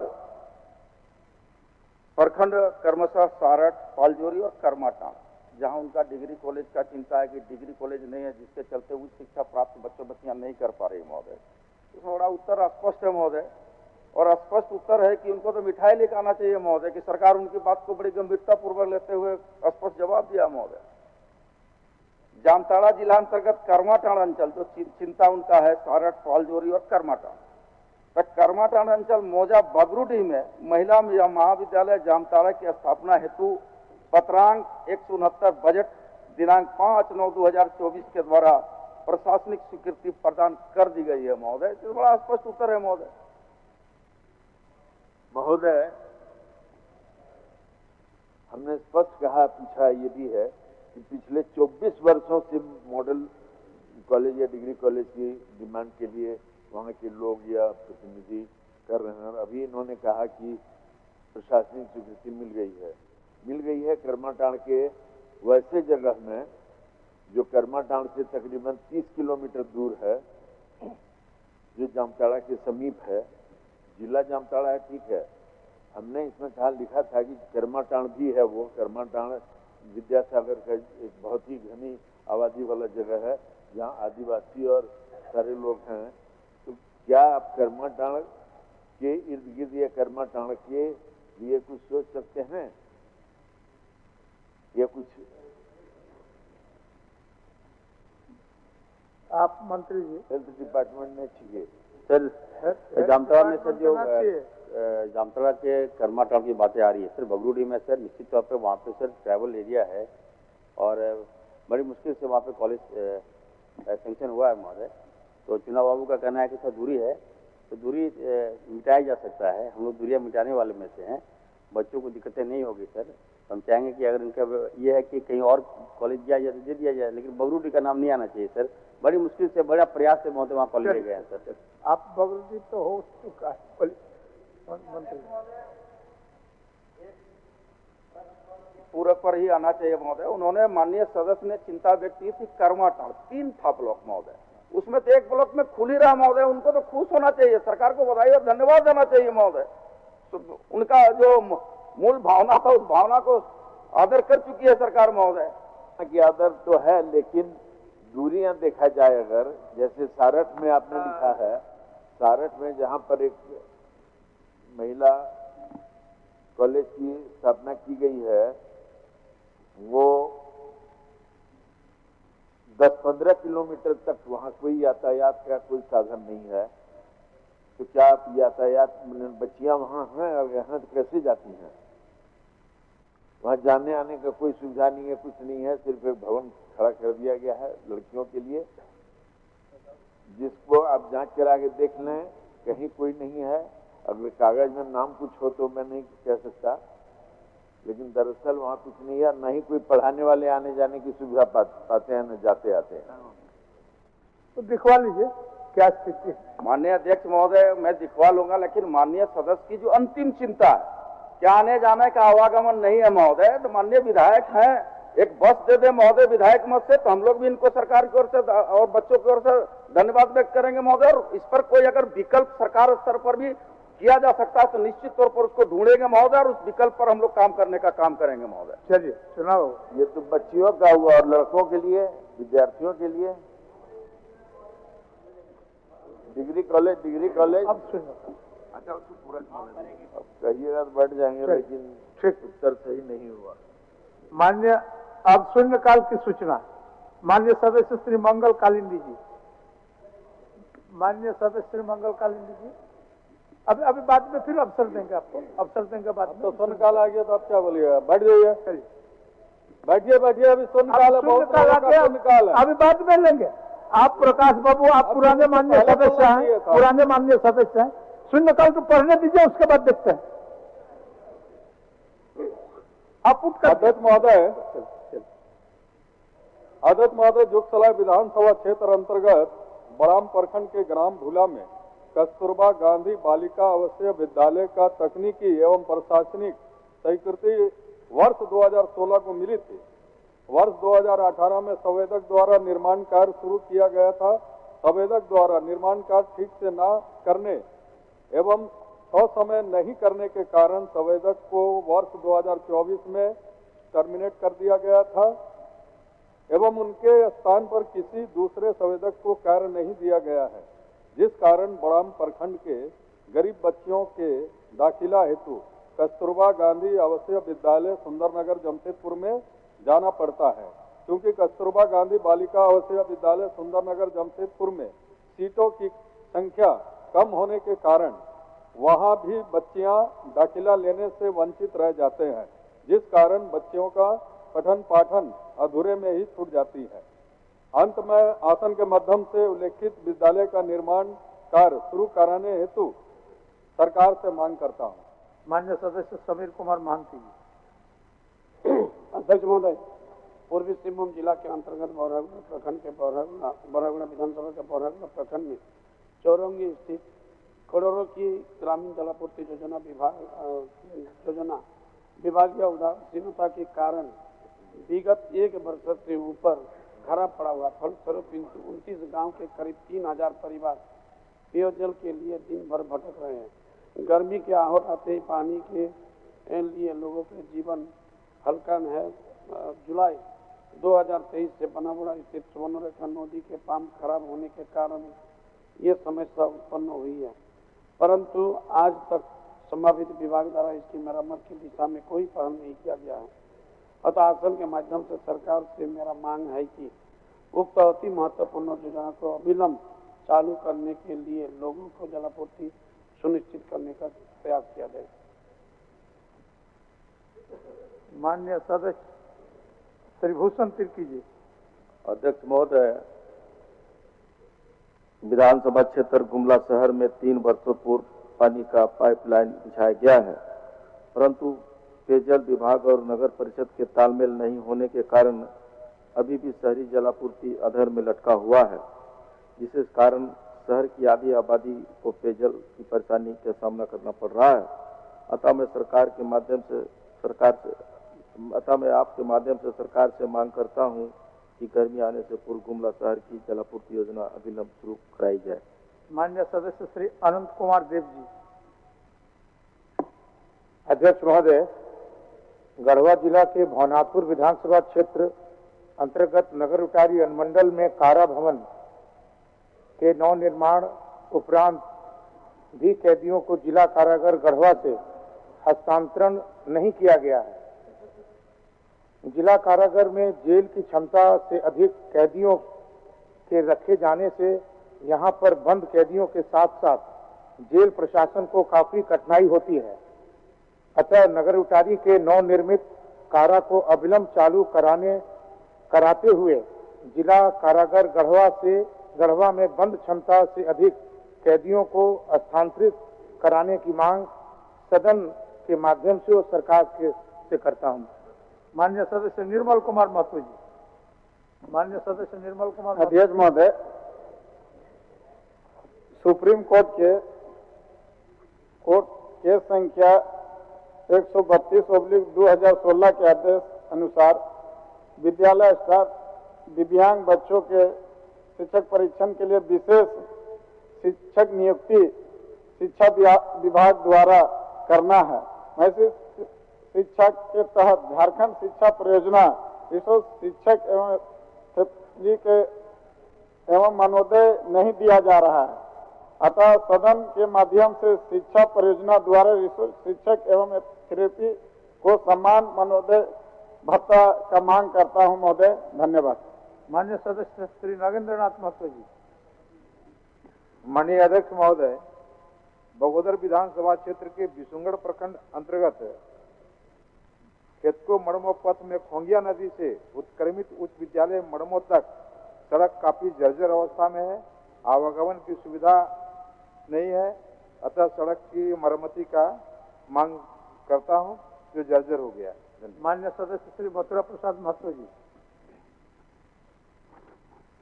अध्यक्ष महोदय, आपके माध्यम से सरकार का ध्यान आकर्षित करना चाहता हूं कि कोविड-19 के दौरान स्वास्थ्य विभाग धनबाद में विभिन्न संस्थाओं और प्रतिष्ठानों द्वारा निर्धारण दर पर प्रदान की गई सेवा सामग्री की आपूर्ति की गई, जैसे ऑक्सीजन सिलेंडर, दवा, परिवहन, सफाई कर्मी, जनरेटर, भोजन आपूर्ति, पेशेंट किट इत्यादि, जिसका भुगतान अभी तक लंबित है। अतः मैं आपके माध्यम से सरकार से मांग करता हूं कि धनबाद जिला में स्वास्थ्य विभाग में कोविड-19 के दौरान विभिन्न संस्थानों प्रतिष्ठानों द्वारा आपूर्ति की गई सामग्रियों एवं लंबित बकाया राशि का भुगतान जल्द कराया जाए। माननीय सदस्य श्री उज्जवल कुमार उज्जवल। अध्यक्ष महोदय, चतरा जिला के अंतर्गत सिमरिया विधानसभा क्षेत्र के गिद्धौर प्रखंड के पिंडारकोण, लोहड़ी, जमुआ, गड़के, सरहेता और चक्रवाल जैसे कई गांव हैं जहां आज भी मोबाइल नेटवर्क की सुविधा उपलब्ध नहीं है, जिसके कारण हजारों ग्रामीण वासी किसी भी प्रकार का ऑनलाइन कार्य नहीं कर पा रहे हैं तथा सभी तरह के डिजिटल सेवाओं से वंचित है। इस मामले को मैं शून्यकाल के माध्यम से सदन का ध्यान इस ओर आकृष्ट करना चाहता हूँ। माननीय सदस्य श्रीमती मंजू कुमारी। धन्यवाद अध्यक्ष महोदय। गिरिडीह जिला स्थित जमुआ विधानसभा क्षेत्र के देवरी प्रखंड अंतर्गत ग्राम नारायणपुर से भाया धावाटाण होते हुए तेतरिया बाजार को जोड़ने वाला पथ की हालत अत्यंत ही जर्जर अवस्था में है। फलस्वरूप ग्रामीणों छात्र छात्राओं को आवागमन में काफी कठिनाई हो रही है अध्यक्ष महोदय। अतः ग्रामीणों एवं छात्र छात्राओं को आवागमन की सुविधा उपलब्ध कराने हेतु वर्णित पथ का जनहित में जल्द से जल्द निर्माण कराने की मांग में सरकार से करती हूँ। धन्यवाद अध्यक्ष महोदय। माननीय सदस्य श्री जनार्दन पासवान जी। अध्यक्ष महोदय, झारखंड राज्य के प्राथमिक शिक्षकों को एमएससीपी के संशोधित वेतनमान योजना का लाभ नहीं मिल पा रहा है, जबकि बिहार नियमावली 1993 के तहत बिहार प्राथमिक शिक्षकों को प्रोन्नति लागू है। साथ ही झारखंड राज्य के कल्याण विभाग द्वारा संचालित सभी स्कूलों में एमएससीपी का लाभ दिया जा रहा है, जबकि राज्य शिक्षक कर्मी इससे वंचित है। अतः शून्यकाल के माध्यम से मैं मांग करता हूं कि बिहार एवं कल्याण विभाग के तर्ज पर शिक्षकों को भी एमएससीपी का एवं प्रोन्नति का लाभ दिया जाए। धन्यवाद। माननीय सदस्य श्री प्रदीप प्रसाद। धन्यवाद अध्यक्ष महोदय। झारखंड राज्य में हजारीबाग सहित कुल 36 बार एसोसिएशन कार्यरत है, जिसमें करीब 35,000 से अधिक वकील न्याय प्रशासन का कार्य में अपना योगदान दे रहे हैं। लेकिन इन डबल ग्रेजुएट वकीलों के लिए बार एसोसिएशन के कार्यस्थल पर आधारभूत संसाधनों और आधुनिक सुविधाओं का काफी अभाव है, जिसमें एयर कंडीशन बार भवन, स्वच्छ पेयजल, साफ सुथरा शौचालय, सुव्यवस्थित वाईफाई, लाइब्रेरी, सीसीटीवी युक्त परिसर, पार्किंग स्थल और बैठ के काम करने युक्त समुचित व्यवस्था नहीं है। चैम्बर सुरक्षा व्यवस्था इत्यादि प्रमुख है। अतः सदन के माध्यम से अध्यक्ष महोदय मांग करता हूं, राज्य भर के 35,000 वकीलों के कल्याण हेतु सामाजिक सुरक्षा के अंतर्गत एडवोकेट प्रोटेक्शन एक्ट सहित जीवन बीमा, हेल्थ बीमा, एक्सीडेंटल बीमा इत्यादि का उपलब्ध करते हुए राज्य भर के बार एसोसिएशन परिसर में उपरोक्त सुविधाओं को बहाल करा जाए। धन्यवाद। माननीय सदस्य श्री दशरथ वगैरह जी। अध्यक्ष महोदय, राज्य भर में संचालित आंगनबाड़ी केंद्रों में कार्यरत सेविका एवं सहायिका बहनों को विगत 5 माह से मानदेय का भुगतान नहीं किया गया है। परिणाम स्वरूप इन्हें काफ़ी कठिनाइयों से जूझना पड़ रहा है। मैं आसन के माध्यम से सरकार से ये मांग रखता हूं कि आंगनबाड़ी केंद्रों में कार्यरत सेविका एवं सहायिका बहनों को उनके 5 माह का बकाया मानदेय का भुगतान शीघ्र किया जाए। धन्यवाद। माननीय सदस्य श्री सुदीप गुड़िया जी। अध्यक्ष महोदय, सिमडेगा जिला अंतर्गत बानो प्रखंड मुख्यालय स्थित बैंक ऑफ इंडिया शाखा से 50 किलोमीटर के दायरे के लगभग 1,50,000 से अधिक खाता धारक सैलरी, पेंशन, छात्रवृत्ति इत्यादि सुविधाएं तो निर्भर हैं। बैंक शाखा एक छोटे भवन के ऊपरी तले पर अवस्थित है। लोगों को, विशेषकर बुजुर्ग दिव्यांगों को संकीर्ण सीढ़ी से उतरने चढ़ने में दिक्कत होती है। कार्य क्षमता से अधिक भीड़ होने के कारण भारी समस्या हो रही है। पूर्व में अत्यधिक भीड़ से चोटिल होकर एक महिला की अंगुली कट चुकी है। सुबह 6 बजे से लाइन में लगने के बाद भी कई लोगों के काउंटर तक नहीं पहुंच पाते हैं। अतः सदन के माध्यम से मैं मांग करता हूं कि बैंक शाखा अन्यत्र उचित स्थान पर स्थानांतरित किया जाए। साथ ही क्षेत्र की जनता के मांग के अनुरूप बानो प्रखंड के जमताई पंचायत के हुरदा में एक बैंक शाखा उपलब्ध कराया जाए। धन्यवाद। माननीय सदस्य श्री रामचंद्र सिंह। अध्यक्ष महोदय, कल्याण विभाग द्वारा संचालित आवासीय विद्यालयों में कार्यरत अंशकालीन घंटी आधारित शिक्षकों को विभागीय संकल्प 2151 दिनांक 15/7/2015 के आलोक में शैक्षणिक पात्रता अनुसार स्वीकृत पदों के विरुद्ध नियुक्त कर कार्य कराया जा रहा है। वर्णित शिक्षकों का सेवा विस्तार प्रत्येक 1 वर्ष में किया जाता है। साथ ही 6 दिन के स्थान पर 5 दिन ही इनसे सेवा लिया जाता है, जबकि विभाग द्वारा ही अनुमोदित पहाड़िया दिवाकालीन विद्यालयों में संविदा आधारित शिक्षकों का मासिक मानदेय 60,260 दे है। अतः उक्त परिप्रेक्ष्य में इन्हें उचित मानदेय साथ ही 60 वर्षों के लिए समायोजन की मांग सरकार से करता हूँ। माननीय सदस्य श्री रोशन लाल चौधरी जी। धन्यवाद। अध्यक्ष महोदय, रामगढ़ जिला के पतरातू प्रखंड के ग्राम बलकुदरा, रसदा एवं जयनगर के 432 एकड़ को सन 1972-73 में रैयतों के द्वारा भूमि अधिग्रहण अधिनियम 1894 के तहत अधिग्रहण मुक्त हेतु आपत्ति दर्ज किया गया। रैयतों की आपत्ति को तत्कालीन अपर समाहर्ता हजारीबाग ने सही पाया। फिर भी सन 1884-85 में खरीद बिक्री दर 12 रुपये से 20 रुपये प्रति डिसमिल मुआवजा तय कर दिया गया। तत्कालीन बाजार दर, सरकारी दर, अस्थायी नौकरी और पुनर्वास इत्यादि नीति उचित नहीं रहने के कारण रैयतों के द्वारा मुआवजा राशि लेने से इनकार कर दिया गया। फिर भी 1996 में भूमि को पीटीपीएस को स्थानांतरित किया गया। फिर अधिग्रहित भूमि से 340 एकड़ भूमि पीवीएनएल एनटीपीसी पतरातू को स्थानांतरित कर दिया गया, जबकि भूमि पर 2018 तक लगान भुगतान के साथ दखल कब्जा रैयतों का कायम है। अतः सदन के माध्यम से सरकार तीनों गांव बलकुदरा, रसदा एवं जयनगर के अधिग्रहित भूमि रैयतों को वापस करने की मांग करता हूं। धन्यवाद।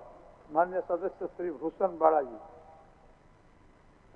अध्यक्ष महोदय, सिमडेगा विधानसभा के अंतर्गत सिमडेगा, क्रुडे, केसई, पकड़टाण एवं गुमला जिले के पालकोट प्रखंड हैं। इन सुदूरवर्ती ग्रामीण क्षेत्रों में संचार व्यवस्था नहीं रहने के कारण ग्रामीण क्षेत्रों में कई प्रकार की दिक्कतें, परेशानियों का सामना करना पड़ रहा है।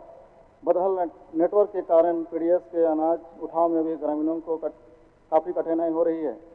अतः इन क्षेत्रों में संचार कंपनियों को टावर लगाकर नेटवर्क बहाल करने की मांग मैं सरकार से करता हूँ। माननीय सदस्य श्री शत्रुघ्न महतो। धन्यवाद अध्यक्ष महोदय। आपके माध्यम से सरकार को ध्यान आकृष्ट करना चाह रहा हूँ। बागमारा प्रखंड के तारगा में करोड़ों की लागत से प्राथमिक स्वास्थ्य केंद्र फुलाई टाण का निर्माण कार्य वर्ष 2018 में प्रारंभ किया गया था, जो NH 32 पर अवस्थित है। वर्ष 2019 मार्च में उक्त स्वास्थ्य केंद्र को निर्जन स्थान बताकर निर्माण कार्य बंद कर दिया गया है। वर्तमान समय में यह स्वास्थ्य केंद्र का निर्माण अधूरा है, जो NH 32 के बिल्कुल किनारे है एवं 2 किलोमीटर की परिधि में काफी घनी आबादी की बसावट भी हो गई है। स्थानीय स्तर पर स्वास्थ्य केंद्र का निर्माण की मांग भी काफी जोरों से की जा रही है एवं सिविल सर्जन धनबाद द्वारा इसे ट्रॉमा सेंटर बनाने का प्रस्ताव सरकार को भेजा गया है। मैं जनहित में सरकार से प्राथमिक स्वास्थ्य केंद्र फुलाईटाण का भवन का निर्माण पूरा कर इनमें ट्रॉमा सेंटर खोलने की मांग करता हूँ। धन्यवाद। माननीय सदस्य श्री जयराम कुमार महतो जी। धन्यवाद अध्यक्ष महोदय। मैं सबसे पहले इस राज्य के आंदोलनकारी और झारखंड मुक्ति मोर्चा से सांसद रह चुके शहीद सुनील महतो को सदन के माध्यम से श्रद्धांजलि अर्पित करता हूं और साथ ही साथ राज्य सरकार से उनकी मृत्यु की शहादत की NI जांच केंद्र सरकार से अनुशंसा करे, ये मैं मांग करता हूं। और मेरा शून्यकाल का विषय है क्योंकि मैया सम्मान योजना, जिसमें आपने लगभग कुल बजट का 9.5% जो कि राज्य में एक महत्वपूर्ण योजना आपकी थी, लेकिन अभी फिलहाल वर्तमान में कई ऐसी महिलाओं का समूह जिन्हें हम संयोजिका रसोईया कहें, जल सहिया कहें, सेविका कहें, सहायिका कहें, लगातार आंदोलनरत हैं। अतः मैं अध्यक्ष महोदय आपके माध्यम से सरकार से ये मांग करता हूं कि जो रसोईया, जल सहिया, सेविका, सहायिका, उन्हें न्यूनतम वेतनमान की गारंटी का प्रावधान हो।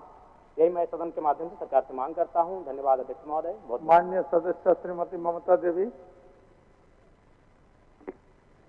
धन्यवाद अध्यक्ष महोदय। अध्यक्ष महोदय, रामगढ़ जिले का एकमात्र सरकारी महाविद्यालय जो रामगढ़ महाविद्यालय के नाम से जाना जाता है, जो विनोबा भावे विश्वविद्यालय से अंगीभूत है, सरकार की नई शिक्षा नीति के तहत इस महाविद्यालय को विश्वविद्यालय में अपग्रेड करने की मांग शून्यकाल के माध्यम से सरकार से करती हूँ। अध्यक्ष महोदय, मेरा इसी का प्रश्न तारांकित में आया हुआ था, जो कि सरकार के समक्ष विचाराधीन है। महोदय, मैं आपसे ये आग्रह करना चाहूँगी महोदय, ये विद्यालय सारी अहर्ताओं को पूरी करता है और ये विद्यालय में समुचित जमीन भी उपलब्ध है। लगभग 8,000 छात्र छात्राएं भी यहाँ पढ़ते हैं महोदय, और ये तीनों संकाय की पढ़ाई यहाँ पर होती है। कला, वाणिज्य और विज्ञान की MCOM की भी पढ़ाई यहाँ पर होती है। अध्यक्ष महोदय, यहाँ पर लेब, खेल का मैदान, छात्राओं के लिए हॉस्टल, साथ ही इग्नू का केंद्र एवं वोकेशनल कोर्स भी यहाँ चलाया जाता है महोदय, और ये सारी अहर्ताएं पूरी करता है। मैं आपसे नम्र निवेदन और आग्रह करती हूँ कि इसको, ये मांग जो हमारी है उसको स्वीकार किया जाए अध्यक्ष महोदय, और विश्वविद्यालय में अपग्रेड किया जाए महोदय। माननीय सदस्य डॉक्टर कुशवाहा शशिभूषण मेहता। अध्यक्ष महोदय, पलामू जिला अंतर्गत पांकी शहर के बगल में राहेबीर पहाड़, जहाँ पर प्रसिद्ध शिव मंदिर स्थित है, तथा डाक बंगला पहाड़ी जो सरना पहाड़ के नाम से जाना जाता है, दोनों पहाड़ों का अतिक्रमण विशेष समुदाय के लोगों द्वारा कर लिया गया है, जिस कारण वहाँ पर अक्सर तनाव की स्थिति बनी रहती है। मैं सरकार से उपरोक्त दोनों पहाड़ियों को के लिए पहाड़ियों का अतिक्रमण किए गए है उसे मुक्त करते हुए चारों ओर से वायर फेंसिंग कराकर संरक्षित करने का मांग करता हूँ। माननीय सदस्य श्री अरूप चटर्जी जी। अध्यक्ष महोदय, लोकतंत्र को बचाए रखने एवं राजनीति की समझ के लिए विश्वविद्यालयों में छात्र संघ की चुनाव की प्रावधान किया गया है। पिछले 7 सालों में से ज़्यादा समय से झारखंड के विश्वविद्यालयों में छात्र संघ का चुनाव नहीं हुआ है, ना ही विश्वविद्यालयों में सिंडिकेट का पुनर्गठन किया गया है। सरकार अविलंब छात्र संघ की चुनाव का संबंध में पहल करे, वो विश्वविद्यालयों में सिंडिकेट का पुनर्गठन करे। माननीय सदस्य श्री चंद्रदेव महतो जी। अध्यक्ष महोदय, धनबाद जिला अंतर्गत बलियापुर अंचल के सुरुंगा लाइन पार टोला में जाने के लिए रेलवे लाइन पार करके जाना पड़ता है, जो रेलवे द्वारा अभी बंद किया जा रहा है। इसके अलावे बलियापुर अंचल के प्रधान खंता छाताकुली एवं कर्माटाड़ हुचुकटाड़ रेलवे के जमीन पर ही पार होके जाना पड़ता है। सरकार से हम मांग करना चाहेंगे कि सुरुंगा लाइन पार जाने के लिए आरओबी या आरयूबी और प्रधान खंता छाताकुली और कर्माटाड़ हुचुकटाड़ के लिए सड़क बनाने की मांग करता है। माननीय सदस्य श्री राज सिन्हा जी। अध्यक्ष महोदय, धनबाद जिला मुख्यालय अंतर्गत सदर अस्पताल मात्र एक रेफरल अस्पताल बनकर रह गया है।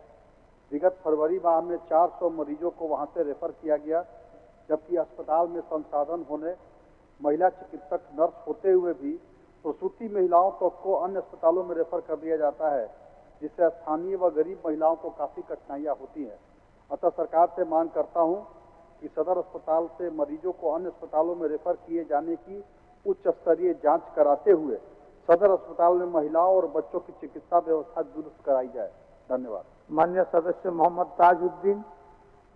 अध्यक्ष महोदय, साहिबगंज जिला के राजमहल विधानसभा में नवगच्छी, बढ़ेल झील, कन्हैया स्थान और राधानगर से फुत्तीपुर तक और श्रीधर दियारा में गंगा नदी से जो लगा सिंचाई नाला के जीर्णोशीर्ण होने के स्थिति में कृषकों को सिंचाई हेतु काफी कठिनाइयों का सामना करना पड़ रहा है। जनहित के मद्देनजर अविलंब इसका जीर्णोद्धार किया जाए। माननीय सदस्य श्री अमित कुमार। अध्यक्ष महोदय, हाहे राहे रोड से जोड़ी महुआ बिरसा चौक, कोंटा टोली, पुरनाडी, महादानी, कोचेटोला, रामडेरा, चट्टान टोला होते हुए हाहे राहे पथ पर स्थित नावा गांव राहे तक पथ जो अत्यंत ही जर्जर हो चुकी है, इस पर चलना अत्यंत ही कष्टकारी है, चाहे पैदल हो या फिर किसी वाहन से हो। इस पथ की पुनर्निर्माण की आवश्यकता है। जनहित के मद्देनजर अविलंब इसका निर्माण कराना सुनिश्चित किया जाए। महोदय, माननीय सदस्य ध्यान आकर्षण की सूचना है। माननीय सदस्य राज सिन्हा जी। क्या ये है अध्यक्ष महोदय कि आपने देखा होगा कि सरकार ने ग्राम और स्थानीय व्यवस्था से जुड़े हुए मांझी, परगने, नायकी, ग्राम प्रधान तमाम लोगों के मानदेय को दुगुना किया है। मैं सरकार के इस निर्णय का स्वागत करता हूं, उनकी प्रशंसा करता हूं, लेकिन बड़े तकलीफ के साथ कहना पड़ता है अध्यक्ष महोदय कि संथालपड़ा के ग्राम प्रधान, ग्राम मांझी, जिसको मांझी हराम कहते हैं, इस लाभ से वंचित है। उन्हें भी इसका लाभ मिले। सरकार अपने संकल्प और निर्णय में संशोधन करे। आपके माध्यम से सरकार से मांग करता हूं, 4 मंत्री है सरकार के अध्यक्ष महोदय संथालपड़ा से, वो भी संज्ञान लें, संसदीय मंत्री भी। इसलिए पूरा ये मामला गंभीर है। आप भी संथालपड़ा से आते महोदय, लोग आंदोलन कर रहे हैं, इस पर सरकार को संज्ञान लेना चाहिए और उन ग्राम प्रधानों को भी इसका लाभ मिले। मांझी हराम जो ग्राम मांझी है उसका लाभ मिले, ये मैं आपके माध्यम से सूचना देता हूं। चलिए इसको आप अभी ध्यान आकर्षण में थोड़ा बढ़ने दीजिए। बहुत लंबा फेरिशत हो गया है। बोलिए 2 मिनट में बोलिए।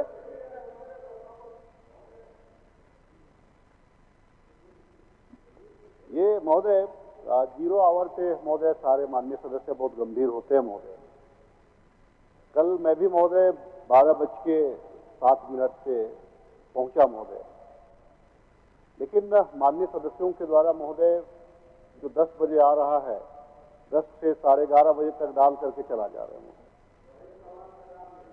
आग्रह यह है महोदय कि जितने भी माननीय सदस्य 0 आवर का क्वेश्चन डालने के लिए आवे, वो दूसरे दिन का जो दूसरे तारीख है महोदय 12:01 तक कम से कम वहां तक रुके महोदय, ताकि पता चले कि दूत के माध्यम से या तो फिर, क्योंकि माननीय सदस्य हम लोग स्वयं आते हैं महोदय, तो 12:30 बजे से पहले कोई ना डाले महोदय, 12 बजे के बाद से डाले महोदय। माननीय सदस्य 12 बजे के बाद ही डालने का नियम है। और मैडम आग्रह पूर्वक कहना चाहेंगे कि अध्यक्ष महोदय जो व्यवस्था आपने खड़ी की है वो उसका स्वागत कर रहे हैं, लेकिन शून्यकाल इस दिन के लिए होता है, इसलिए आपने 7:30 बजे के समय निर्धारित किए हैं। ठीक है, उसके पहले कोई आए तो आप एक व्यक्ति को, जिस तरह 7:30 बजे आपने एक व्यक्ति को डिप्यूट किया है, आप 12 बजे रात से भी एक व्यक्ति को डिप्यूट करें, 2 लोगों को, ताकि 2 पाली में हो कि जो लोग आए स्वयं हस्ताक्षर करे और देखे, वरना आते हैं लोग 12 बजे के पहले लगा दिया चला गया। आप 12 बजे के लिए डिप्यूट करें किसी व्यक्ति को, ताकि वो सामने हस्ताक्षर कर सके। ठीक है, ठीक उसको कर लेंगे।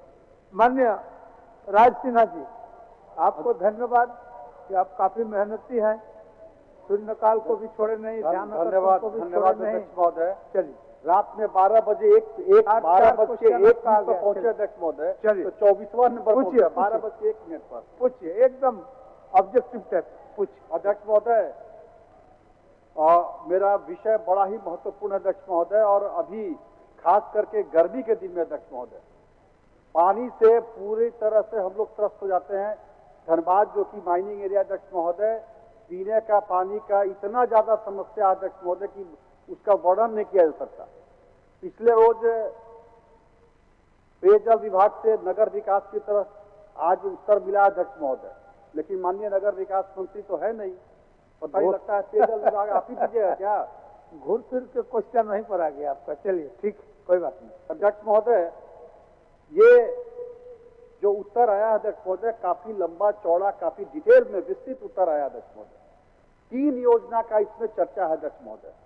धनबाद जलापूर्ति फेज 1, धनबाद जलापूर्ति फेज 2 और झमाडा क्षेत्रागत हीट वाटर का जल शोधन कर पेयजल आपूर्ति एवं वंचित क्षेत्रों में पेयजल आपूर्ति वितरण नेटवर्क अन्य चयनित जलापूर्ति योजना है।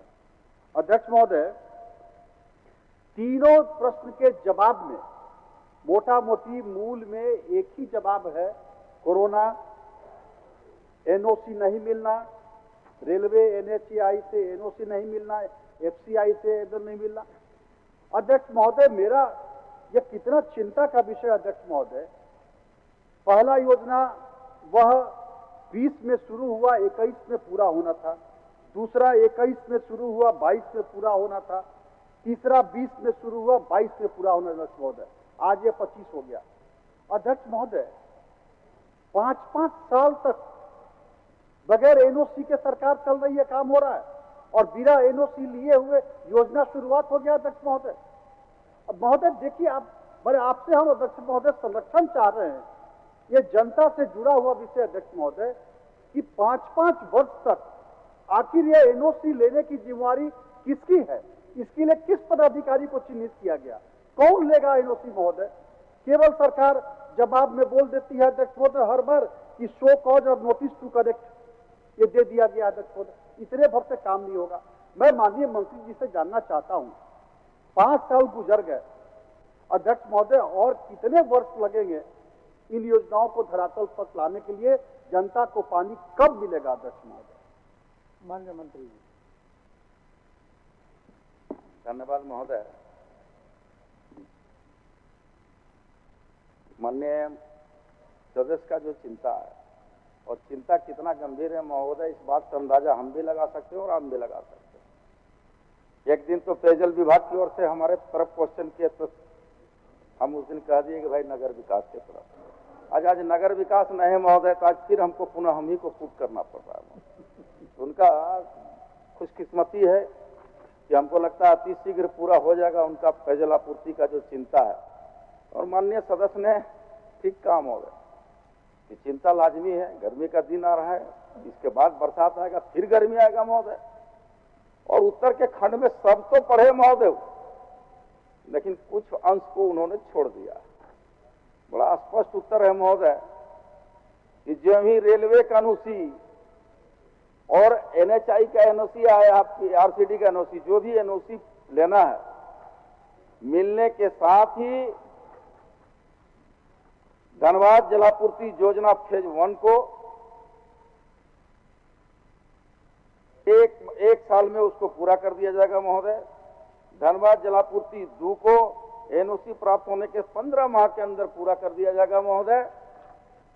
और तीसरा झमाड़ा क्षेत्रांतर्गत जो पिट वाटर है उसको महोदय 3 महीना के अंदर में पूरा कर दिया जाएगा महोदय। केवल परेशानी है एनओसी का। हम माननीय सदस्य महोदय कहते हैं कि एनओसी कितना दिन में मिलेगा महोदय। 2019-18 में ये योजनाएं चालू हुई है और कोरोना काल का वो बात कहते, कोरोना काल हम सब लोग कैसे भूल सकते हैं महोदय कि लोग छींकता था तो लोग भागता था, घर से बाहर नहीं निकलता। 3 साल कोरोना में ये योजनाएं प्रभावित हुई है महोदय और उसके बाद योजना धरातल उतरी, कार्य शुरू हुआ और अभी एनओसी का चक्कर में पड़ा हुआ है। माननीय सदस्य महोदय को हम आश्वस्त करेंगे महोदय कि एनओसी मिलने के साथ जो प्रत्युत्तर आपको मिला है उसके आधार पर योजनाएं चालू हो जाएगी महोदय। संतोष अध्यक्ष महोदय, 1 साल में एक योजना पूरा एनओसी मिलेगा, उसके बाद 1 साल दूसरा योजना का एनओसी मिलेगा, उसके बाद 1.5 साल। अब अध्यक्ष महोदय मैं क्या कहूं, आप संतुष्ट हैं क्या अध्यक्ष महोदय इस स्तर से? जहां पीने की पानी की घोर किल्लत हो अध्यक्ष महोदय, जहां माननीय राज्यपाल महोदय को चिंता करना पड़ा बताए, राज्यपाल महोदय ने मैं पढ़ रहा एनओसी में फंसी जलापूर्ति योजनाओं की मांगी रिपोर्ट विभाग के स्तर से क्या किया गया, या माननीय राज्यपाल महोदय पूछ रहे अध्यक्ष महोदय, मैं पूछ रहा हूं तो क्या पूछ रहा हूं अध्यक्ष महोदय? ये आखिर 1.5 साल एनओसी मिलने के बाद 1.5 साल 1 साल, यह कौन जवाब है अध्यक्ष महोदय? ये तब तक मेरा यह प्रश्न है माननीय मंत्री जी से अध्यक्ष महोदय, नगर निगम भी बोरिंग करने की इजाजत नहीं दे रहा है, चापाकल लगाने की इजाजत नहीं दे रहा है, तब तक मंत्री जी ये बताएं कि एनओसी मिलने के बाद 2.5 साल मिनिमम इनके अनुसार पानी मिलेगा, तो तब तक वहां की जनता क्या करे? मैं माननीय मंत्री जी से जानना चाहता हूं पीने के पानी के लिए क्या करे। ठीक, आप जो माननीय विधायक जी अभी बता रहे थे कि पानी की बहुत बड़ी समस्या है, खास करके धनबाद जिले में तो है ही, लेकिन हमारे झरिया में जो पीछे 5 सालों से कार्य चल रहे हैं। मैडम आप हस्ताक्षरी भी नहीं है, हस्ताक्षर हम सोचे आप सूचना में खड़ी हुई है तब सूचना दे दीजिए। सिर्फ सूचना में कि इसमें कमी हम एक संज्ञान में आपको दे रहे हैं अध्यक्ष महोदय कि वहाँ नगर आयुक्त इतना गंदा रवैया है कि उस कार्य को निरीक्षण करने गए, उस निरीक्षण करने के दौरान उन्हें सूचना दिया गया कि आप कार्यस्थल पे आइए, आखिर इतना धीमी गति से काम क्यों चल रहा है, तो ना वो आए ना उनके अधिकारी आए। क्या ये सही है अध्यक्ष महोदय? हो गया, सूचना आ गया, सरकार के संज्ञान में चला गया। माननीय मंत्री जी, ओ देखिए माननीय सदस्य, एक बात समझिए, ये माननीय सदस्यों के द्वारा अपने क्षेत्र के जनता के प्रति संवेदनशील होते हुए क्वेश्चन को ध्यान आकर्षण में लाए हैं। आप लोग भी लाइए, आप लोग भी लाइए, और इसमें ना आप हस्ताक्षरी हैं ना सिग्नेचरी हैं, इसलिए आपको हम मौका नहीं दे सकते हैं।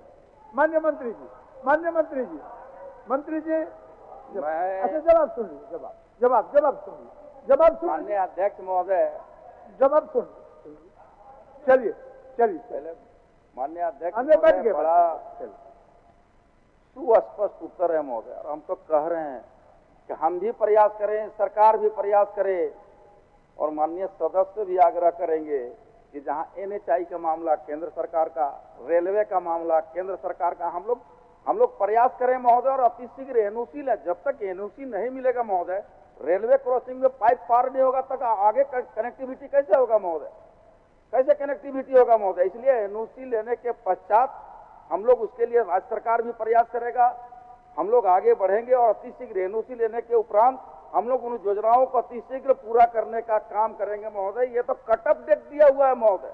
माननीय मंत्री जी, माननीय मंत्री जी, एक मिनट, आपको हम सहयोग कर रहे हैं, सहयोग कर रहे हैं, एक मिनट, आप सुनिए, माननीय सत्र, माननीय मंत्री जी, जब डीपीआर बन रहा था और लोगों को पता था कि डीपीआर बनाने के क्रम में रेल डिपार्टमेंट से या एनएचआई से हमको एनओसी लेना है, तब हमारा ये प्रोजेक्ट पूरा होगा, तो हमारे ख्याल से उन लोगों को उस समय से ही तत्पर रहना चाहिए। नहीं महोदय, इसमें हम जानकारी, बड़ा अच्छा बात आपने कहा महोदय, हम आपको जानकारी देना चाहते हैं महोदय। उस समय से हम लोग प्रयासरत हैं महोदय, उस समय से योजना जब शुरुआती हुई तो उस समय से प्रयासरत हैं, लेकिन एक नहीं सुनी केंद्र सरकार महोदय, एक नहीं सुन रही है महोदय। पत्राचार ऊपर पत्राचार, पत्राचार ऊपर पत्राचार, कमेटी गई है, कई बार पत्र लिखा गया है महोदय। अच्छा ठीक है, NOC नहीं मिला है महोदय। विकल्प बता। विकल्प में हम तो माननीय सदस्य महोदय को यही कर रहे हैं कि हम लोग बोलने दीजिए। मान्य सदस्य आप लोग हस्ताक्षरी नहीं है, आप लोग बच्चे मान्य सदस्य को पूछने दीजिए। हाँ ठीक है, ठीक है। और हर क्वेश्चन का अपना अपना स्वरूप है, अपना अपना प्रारूप है। दुर्भाग्यपूर्ण है अध्यक्ष महोदय, यह अपने आक्रमणता केंद्र सरकार पर थोप रहे अध्यक्ष महोदय, ये गलत बात है। नहीं, उस पर नहीं केंद्र सरकार पर हमने नहीं थोपा, केंद्र सरकार की इकाई है। अगर राज्य के प्रति वो गंभीर है तो निश्चित तौर पर NOC देना चाहिए महोदय। हमने ये कहा 5 साल में एक भी NOC नहीं मिला विभाग को। ये 5 साल में केंद्र सरकार ने एक भी NOC नहीं दिया क्या? ऐसे माननीय मंत्री जी, माननीय मंत्री, क्या लोगों को पीने का पानी नहीं मिल रहा? एक मिनट। और समाधान, हम लोग समाधान की ओर जा रहे हैं, आप थोड़ा सा NOC पर तत्परता करिए ताकि प्रोजेक्ट पूरा हो जाए। बिल्कुल महोदय, बहुत हमने शुरू में ही कहा और पुनः कह रहे हैं कि हम लोग गंभीर है महोदय। राज्य के अंतिम व्यक्ति को स्वच्छ पेयजल मिले महोदय, और उसके लिए हम लोग निरंतर प्रयासरत हैं। आज सदन में इस विषय को लाया गया है और ये पूरे राज्य की प्रॉपर्टी है महोदय, पूरे राज्य की जनता को चिंता है पेयजल का। हम लोग इसको अतिशीघ्र NOC के लिए फिर आवश्यक पहल करेंगे महोदय, ये हम सदन को आश्वस्त करना चाहते हैं। अध्यक्ष महोदय, केवल एक जवाब दे दे मंत्री जी, केवल एक जवाब अध्यक्ष महोदय, एक जवाब चाहता हूँ अध्यक्ष महोदय कि NOC मिलने के 2.5 साल के बाद पूरा होगा या 2.5 साल कम से कम जनता कैसे पानी पिएगी, इसका जवाब मंत्री जी दे दें। उसका हम लोग महोदय, मैं बार बार कह रहा हूँ कि अतिशीघ्र उस योजना को पूरा करने के दिशा में आवश्यक पहल करेंगे। उसके बाद भी अगर माननीय सदस्य का चिंता है कि तब तक पेयजल की समस्या कैसे दूर हो, तो उसमें हम लोग कोई वैकल्पिक व्यवस्था को ढूंढने का प्रयास करते हैं ताकि लोगों को शुद्ध पेयजल मिल सके महोदय। धन्यवाद महोदय। माननीय सदस्य श्री अरूप चटर्जी जी। अध्यक्ष महोदय, झारखंड राज्य में भी असंगठित क्षेत्र के करीब 80 लाख परिवहन कामगार कार्यरत है, जिसमें ट्रक, बस, ऑटो, टोटो, बस, कॉमर्शियल व्हीकल है, प्राइवेट व्हीकल्स है। इन तमाम जो ड्राइवर, खलासी, ऑपरेटर्स वगैरह सब हैं, बिहार में इनके लिए अलग से मुख्यमंत्री चालक कल्याण योजना लाई गई है। इसी तर्ज पर केरला में भी एक काफी अरसों से ये एक अलग से गजट अध्यादेश है। वहाँ तो डायरेक्टरेट भी अलग से है, जिससे इन तमाम जो असंगठित क्षेत्र के चालक हैं, इनकी सारे सुविधाओं को, जैसे सामाजिक सुरक्षा है, पेंशन है, बीमा, शिक्षा सुविधा है, चिकित्सा सुविधा, दुर्घटना मुआवजा जैसे आवश्यक लाभ इन लोगों को दिया जाता है। क्या झारखंड में भी इसी तर्ज पर हम लोगों के झारखंड गजट अध्यादेश लाकर झारखंड में कल्याण योजना लागू करेगी इनके लिए? माननीय मंत्री जी।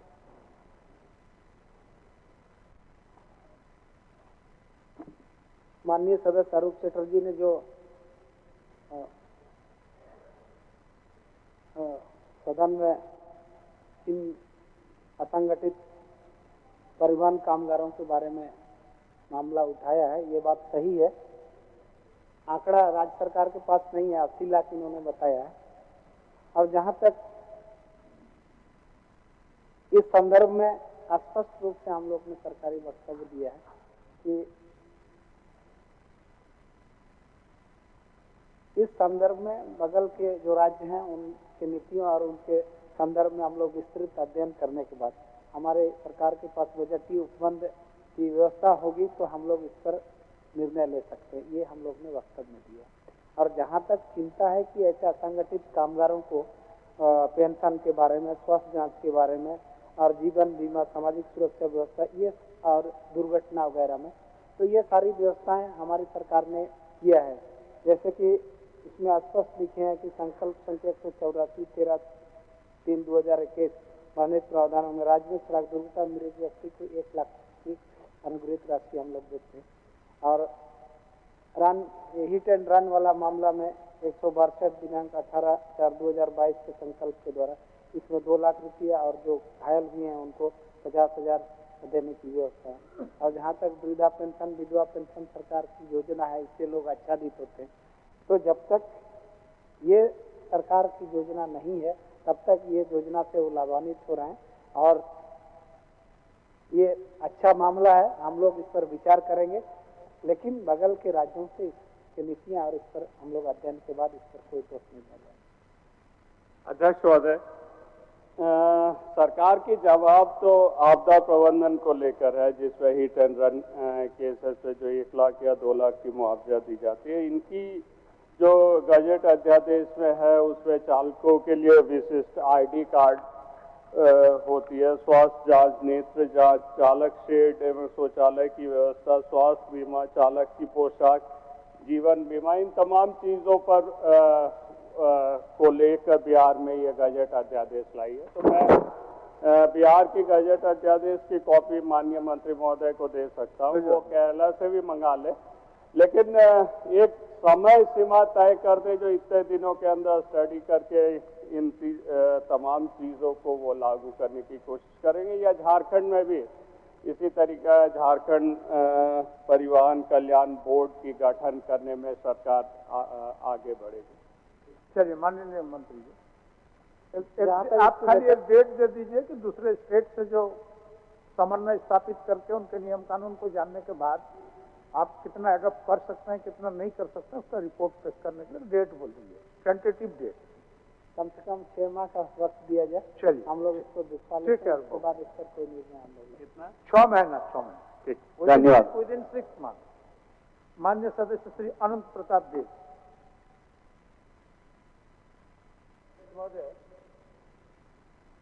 ध्यान आकर्षण के माध्यम से अध्यक्ष महोदय से आज से 200 वर्ष पूर्व 1826 ईस्वी में नगर उटारी रियासत की राजमाता को स्वप्न दर्शन देकर 32 मन विशुद्ध सोने की मनमोहक अलौकिक और अकल्पनीय स्वयं प्रकट हुई विश्व विख्यात भगवान बंशीधर की प्रतिमा के लिए 4 राज्यों तथा झारखंड, बिहार, उत्तर प्रदेश, छत्तीसगढ़ के सीमा सटे झारखंड राज्य के गढ़वा जिला के भवनाथपुर विधानसभा क्षेत्र अंतर्गत अवस्थित श्री बंशीधर नगर काफी प्रसिद्ध है। देश के कोने कोने से मंदिर पहुंचने हेतु सुगम रेल मार्ग, सड़क तथा यातायात के समुचित साधन होने के कारण यहाँ हजारों की संख्या में श्रद्धालु भगवान बंशीधर की अलौकिक रूप को दर्शन हेतु आना जाना अनवरत लगा रहता है। माननीय अध्यक्ष महोदय, मेरा आपके आसन से आग्रह सरकार माननीय मंत्री जी से मैं ये कहना चाहूँगा कि कॉरिडोर का मांग हम लोग कर रहे हैं और चूंकि बंशीधर नगर उटारी श्रेणी ए पर्यटक स्थल के रूप में अधिसूचित है, इसका तीर्थ स्थल के रूप में महत्ता और विकास के लिए कॉरिडोर निर्माण की प्रक्रिया सरकार कितने दिनों पर पूरी करेगी, समय सीमा तय करा जाए। अध्यक्ष महोदय, चूंकि आप भी गए हुए हैं, माननीय मंत्रीगण भी गए हैं, झारखंड के तमाम वरिष्ठ नेतागण भी गए हैं, इसलिए मैं मांग करता हूं कि इस तीर्थ स्थल को भगवान बंशीधर के इस मंदिर के कॉरिडोर का निर्माण कराया जाए। मैं सरकार के माध्यम से, आपके आसन के माध्यम से मैं मांग करता हूं कि समय सीमा दिया जाए ताकि कॉरिडोर का निर्माण बंशीधर नगर भगवान बंशीधर में हो सके। माननीय मंत्री कौन जवाब देंगे? पर्यटन योगेंद्र बाबू क्या? माननीय सदस्य जनार्दन पासवान का महोदय? नहीं, ये है आपका अनंत देव प्रताप का, पर्यटन विभाग से है। नहीं महोदय, मेरे पास आज नहीं आया क्वेश्चन महोदय। अच्छा, इसको पुट कर देता हूँ। आज काफी माननीय मंत्री लोग कार्यक्रम में गए हुए हैं, इसको पुट आज मेरे पास नहीं आया महोदय क्वेश्चन। ठीक ठीक, ऐसे उत्तर आया है जी। आज काफी मंत्री नहीं है, आपको प्रश्न फिर कॉल आ जाएगा। ठीक, माननीय सदस्य श्रीमती ममता देवी। ममता देवी। धन्यवाद अध्यक्ष महोदय।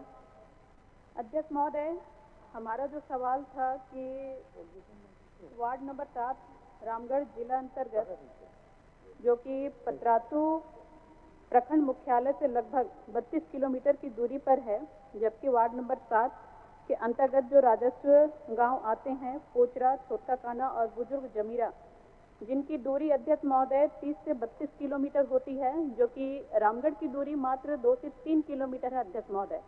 और जो भी इनके पेपर के वर्क होते हैं या इनको वोट भी देना पड़ता है या जो भी कार्य क्षेत्र इनका है वो रामगढ़ अंतर्गत ही आता है, लेकिन जब जमीन स्तर के जो कार्य किए जाते हैं, जमीन का जो वर्क होता है महोदय, तो इनको अंचल पतरातू ही जाना पड़ता है, जो कि काफ़ी परेशानी हो रही है। और ये मामला महोदय इन्होंने 2001 के टाइम में भी आदरणीय पूर्व मुख्यमंत्री जब थे बाबूलाल मरांडी जी, उनको भी इन लोगों ने ज्ञापन दिया था और उस समय से ये लोग परेशान है ग्रामीण कि इस क्षेत्र को रामगढ़ में किया जाए, क्योंकि काफ़ी दूरी इनको तय करनी पड़ती है। लेकिन जो जवाब आया है अध्यक्ष महोदय वो सही है, क्योंकि मैंने भी इस विषय में बात किया था उपायुक्त महोदय से।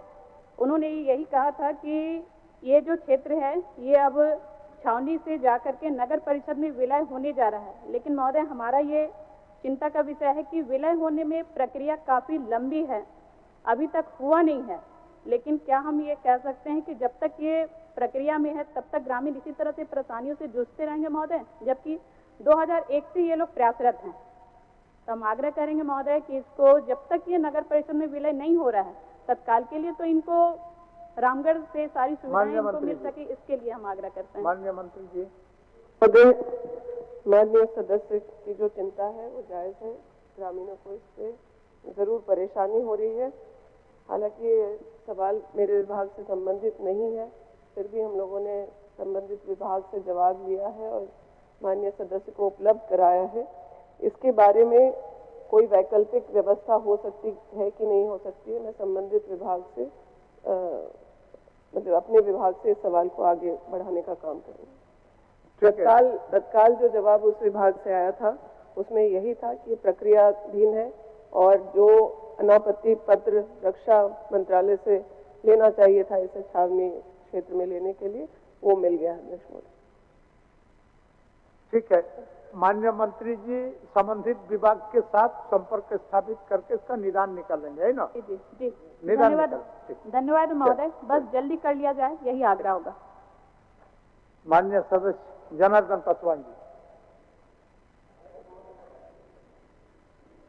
प्रश्न था और बिल्कुल चिंताजनक प्रश्न था, मैं पहले भी उठाया था। चतरा जिला अंतर्गत प्रखंड कुंदा के ग्राम ककहिया में आजादी के पूर्व से रह रहे ग्रामीणों को, बने आदिवासी, पिछड़ी जाति और गरीब लोग, जिनका खतियानी जमीन, जिसका स्थानीय रैयत वर्ष एकदम आजादी के पहले से लोग खतियानदार थे महोदय, पूरा पेपर मेरे पास है। हम माननीय मंत्री से जानना चाहता हूँ और मंत्री जी के उत्तर से हम संतुष्ट भी रहता हूँ। हम जानना चाहता हूँ कि आखिर किसने अधिकार कैसे प्रयोग किया। वहाँ के वन परमंडल पदाधिकारी राहुल कुमार मीना के द्वारा हमको लगता है 20 घरों को ध्वस्त कर दिया गया है महोदय, और उस पर तो हमारा मांग है उसको बर्खास्त किया जाए महोदय। ऐसे तानाशाह अधिकारी जिसने कानून को अपने हाथ में लिया हो। इसलिए महोदय ये खतियानी जमीन जिसका रसीद अपडेट है और उनका कहना है कि 53 में मैं ले लिया, भाई 2023 तक उसका रसीद कट रहा है। खतियान महोदय पूरा पेपर मेरे पास है महोदय। उसके बाद भी उन्होंने कब्जा, उन्होंने बुलडोजर लगा के ध्वस्त किया। ये बिल्कुल चिंताजनक बात है। हम माननीय मंत्री जी से आग्रह करेंगे कि उनको पेपर मंगवाइए, मंगवाए उत्तर से मैं संतुष्ट नहीं हूँ। उत्तर तो चूंकि वन परमंडल पदाधिकारी ही बनाया है, निश्चित तौर पे वैसे अधिकारी पर कार्रवाई होना चाहिए। जो लोग बोलता है कि 30 वर्ष से रह रहा है उसका अधिकार, वो आदिवासी लोग रह रहे हैं, 20 घर तो आदिवासी का था। इसलिए हमारा मांग है महोदय कि आदिवासी को घर बुलडोजर लगा करके घर में सामान रखा हुआ था, कोई सूचना नहीं, उसको ध्वस्त कर दिया गया। महोदय, उस पर मामला दर्ज होना चाहिए और लोग वहां बसाया जाए, उनको क्षतिपूर्ति दिया जाए। महोदय, माननीय मंत्री जी से मांग करता हूँ।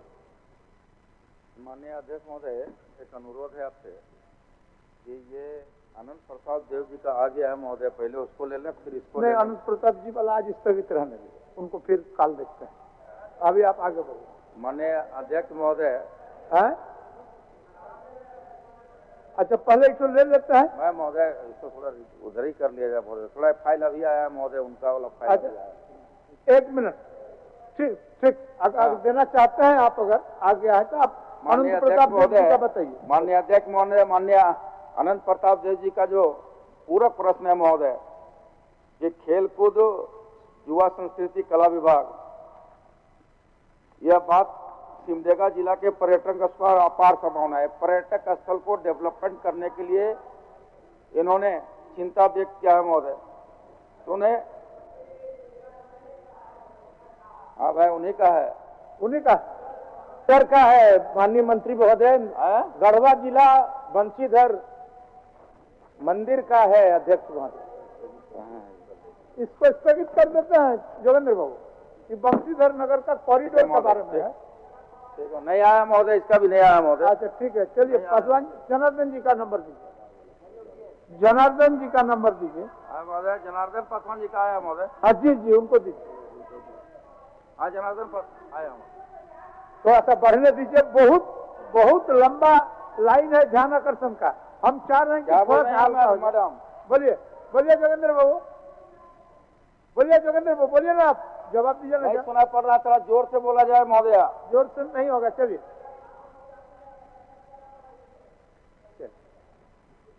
ऐसा है यहाँ प्रश्न आया लेकिन फाइल दब गया था।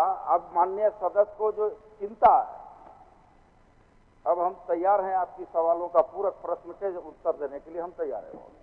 पूछिए महोदय।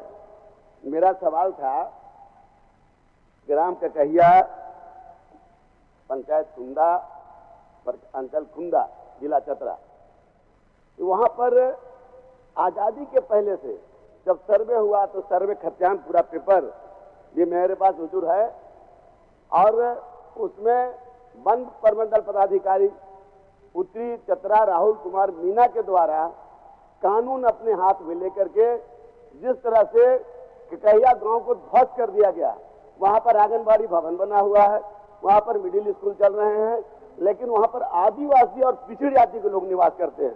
वैसे लोगों का घर को किस हैसियत से कि कोई न्यायालय से कोई परमिशन नहीं लिया और कैसे ध्वस्त किया, कानून अपने हाथ में लिया है, तो जांच करा के माननीय मंत्री जी वैसे अधिकारी पर कार्रवाई करना चाहिए, नहीं तो आदमी के नियम कानून पर विश्वास उठेगा। इसलिए हमारा यही मांग है महोदय, तो लोग न्याय कैसे देंगे? माननीय मंत्री घर को ध्वस्त कर दिया, अनाज को समान। माननीय अध्यक्ष महोदय, माननीय सदस्य का जो चिंता है लाजिमी है महोदय।